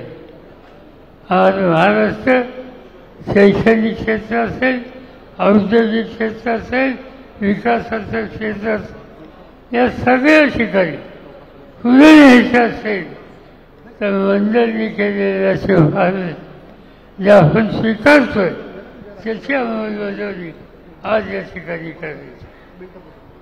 आज कास्तकाराचा प्रश्न या ठिकाणी काही लोकांनी देश केला. शेतकऱ्यांची अवस्था वेगळी आहे. शेतकऱ्यांची आता आत्महत्या आहे. मला आठवत आहे, मी देशाचा शेतीवंशी होतो आणि शेतीवंशी असताना एक दिवशी माझ्याकडं नागपूरचा अधिकाऱ्यांचा अहवाल आला की विदर्भामध्ये शेतकऱ्यांनी आत्महत्या केली. मी अस्वस्थ झालो. देशाच्या कोट्यावधी लोकांचा भूकेचा प्रश्न जो बळीराजा सोडवतो तो आत्महत्या करतो. का करतो चौकशी केली. कर्जबाजारीपणा हे कारण कळलं. मला दिल्लीमध्ये स्वस्त बसवेल. मी सरळ गेलो. प्रधानमंत्री होते मनमोहन सिंग आणि मनमोहन सिंगांना सांगितलं की विदर्भामध्ये यवतमाळ जिल्ह्यामध्ये आत्महत्या केल्यात आणि आपण जाऊन शेतकऱ्यांची स्थिती काय ती समजली पाहिजे. तातडीने गेलं पाहिजे. मला आनंद झाला की मनमोहन सिंगांनी सांगितलं उद्याच्या उद्या जाऊ. आणि त्या दुसऱ्या दिवशी दिल्लीहून नागपूर आलो आणि नागपूरवरनं वर्ध्यावरनं यवतमाळ जिल्ह्याच्या एका कुठल्याच्या गावामध्ये तिथं शेतकऱ्यांनी आत्महत्या केली होती. आम्ही दोघंही त्याच्या घरी गेलो. विचारलं, माऊली रडत होती. तिला विचारलं तुझ्या नवऱ्याने का असं केलं. त्यांनी सांगितलं खाजगी सावकाराचं कर्ज काढलं होतं, पैसे देता आले नाहीत, मुलीचं लग्न ठरले आणि सावकारांनी घरामध्ये येऊन घराची वाली कुंडी बाहेर काढली आणि त्यामुळे मुलीचं जिथं लग्न ठरलं होतं त्या व्यायाने लग्न मोडलं आणि मुलीच्या पुढं नवीन समस्या आली. हे कशावर झालं आणि हे झालं म्हणून त्या शेतकऱ्याने इंजिन खाल्लं आणि आत्महत्या केली. त्याच्या वाटेवरचं कारण कर्जबाजारीपणा. मनमोहन सिंग आणि मी स्वतः आम्ही ताबडतोब दिल्लीला गेलो आणि 3 दिवसाच्या आत एक महत्त्वाचा निकाल घेतला. शेतकऱ्याच्या डोक्यावरचं 70,000 कोटीचं कर्ज हे माफ करून टाक. हा एक निर्णय त्याच्यामध्ये घेतला आज पुन्हा एकदा मला असं दिसतंय की पुन्हा एकदा कास्तकार संकट असेल, शेतकरी संकट असेल, त्याच्या मालाची किंमत ही चांगली मिळत नाही. कापूस असेल, सोयाबीन असेल, त्याची समस्या आहे. उत्पादन घटलेलं आहे, निसर्गाचा लहरीपणा आहे. आणि या सगळ्यामुळं या शेतकऱ्याच्या मागं एक दुष्ट चक्र लागलेलं आहे. आणि अशी स्थिती असताना शासनाची ताकद ही सगळी त्या शेतकऱ्याच्या आणि शेतमजुराच्या मागं उभी करायचं काम हे कोणत्याही राज्यकर्त्याचं. पण आजचे राज्यकर्ते होतात अनेक गोष्टी पण करत नाही. आज हा सगळा कर्जाचा बोजा हा घालवायचा असेल तर केंद्र सरकार आणि राज्य सरकार यांनी कठोर निर्णय घेतले पाहिजे. तुम्हाला माहीत असेल किंवा नसेल, मध्यंतरी या देशातल्या जेवढ्या बँका आहेत, विशेषतः मोठ्या बँका, राष्ट्रीयकृत बँका, त्याने हजारो कोटी त्यांच्यामध्ये असलेली रक्कम कर्जाची माफ करून टाकली. हे कर्ज कुणी घेतलं होतं? उद्योगपतींनी घेतलं होतं, भांडवलदारांनी घेतलं होतं, शेतकऱ्यांनी घेतलेलं नव्हतं. आणि वडिया लोकांचा धनवानांचं कर्ज हजारो कोटीचं आज केंद्र सरकार माफ करतं. आणि खेड्यामध्ये अहोरात्र कष्ट करणारा आणि या देशाच्या जनतेचा भुकेचा प्रश्न सोडवणारा जो कास्तकार आहे त्याच्या दुःखात त्यांचं लक्ष नाही. आणि त्यामुळं या सगळ्यांच्या विरुद्ध एक प्रकारचं जनमत तयार करणं हे तुमचं माझं सगळ्यांचं कर्तव्य आहे. आणि त्याची सुरुवात ही इथून झाली पाहिजे. विदर्भ आज संकटात आहे.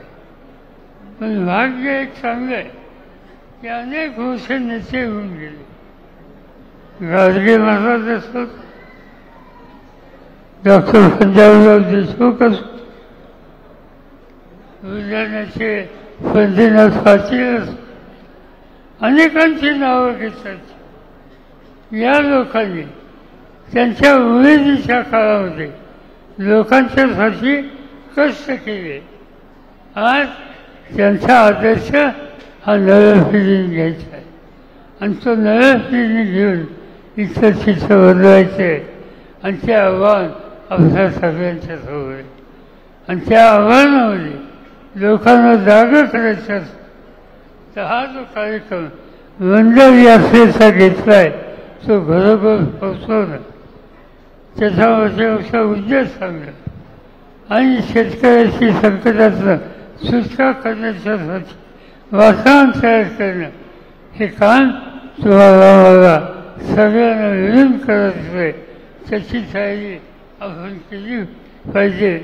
माझी खात्री आहे की चित्र उद्योगाच्यावर राहणं. मी अधिक बोलून आपल्याला वेळ घेतलं, मोठ्या संख्येनं आपण इथे जमलं. या कार्यक्रमाला पाठिंबा दिला. मी एवढंच सांगतो की तुमच्या प्रत्येक तालुक्यात हा कार्यक्रम राबवायचा ज्या दिवशी प्रसंगी त्यावेळेला सवन समाज जागे करा. माझी खात्री आहे की इथून सुरू झालेले हा विचार महाराष्ट्राच्या कानाकोपऱ्यात पोचेल, देशाच्या कानाकोपऱ्यात पोचेल याची मला पूर्ण खात्री आहे. आणि त्यासाठी राजपूरकर त्यांचे सहकारी जे कोणी कष्ट करतायत त्या सगळ्यांना आपण त्यांना मनापासून शुभेच्छा देऊ. आणि या कार्यक्रमाचं यश हे सर्व देशात जाईल याची आमची काळजी घेतली एवढीच अपेक्षा आज या ठिकाणी मी करतो आणि माझे 2 शब्द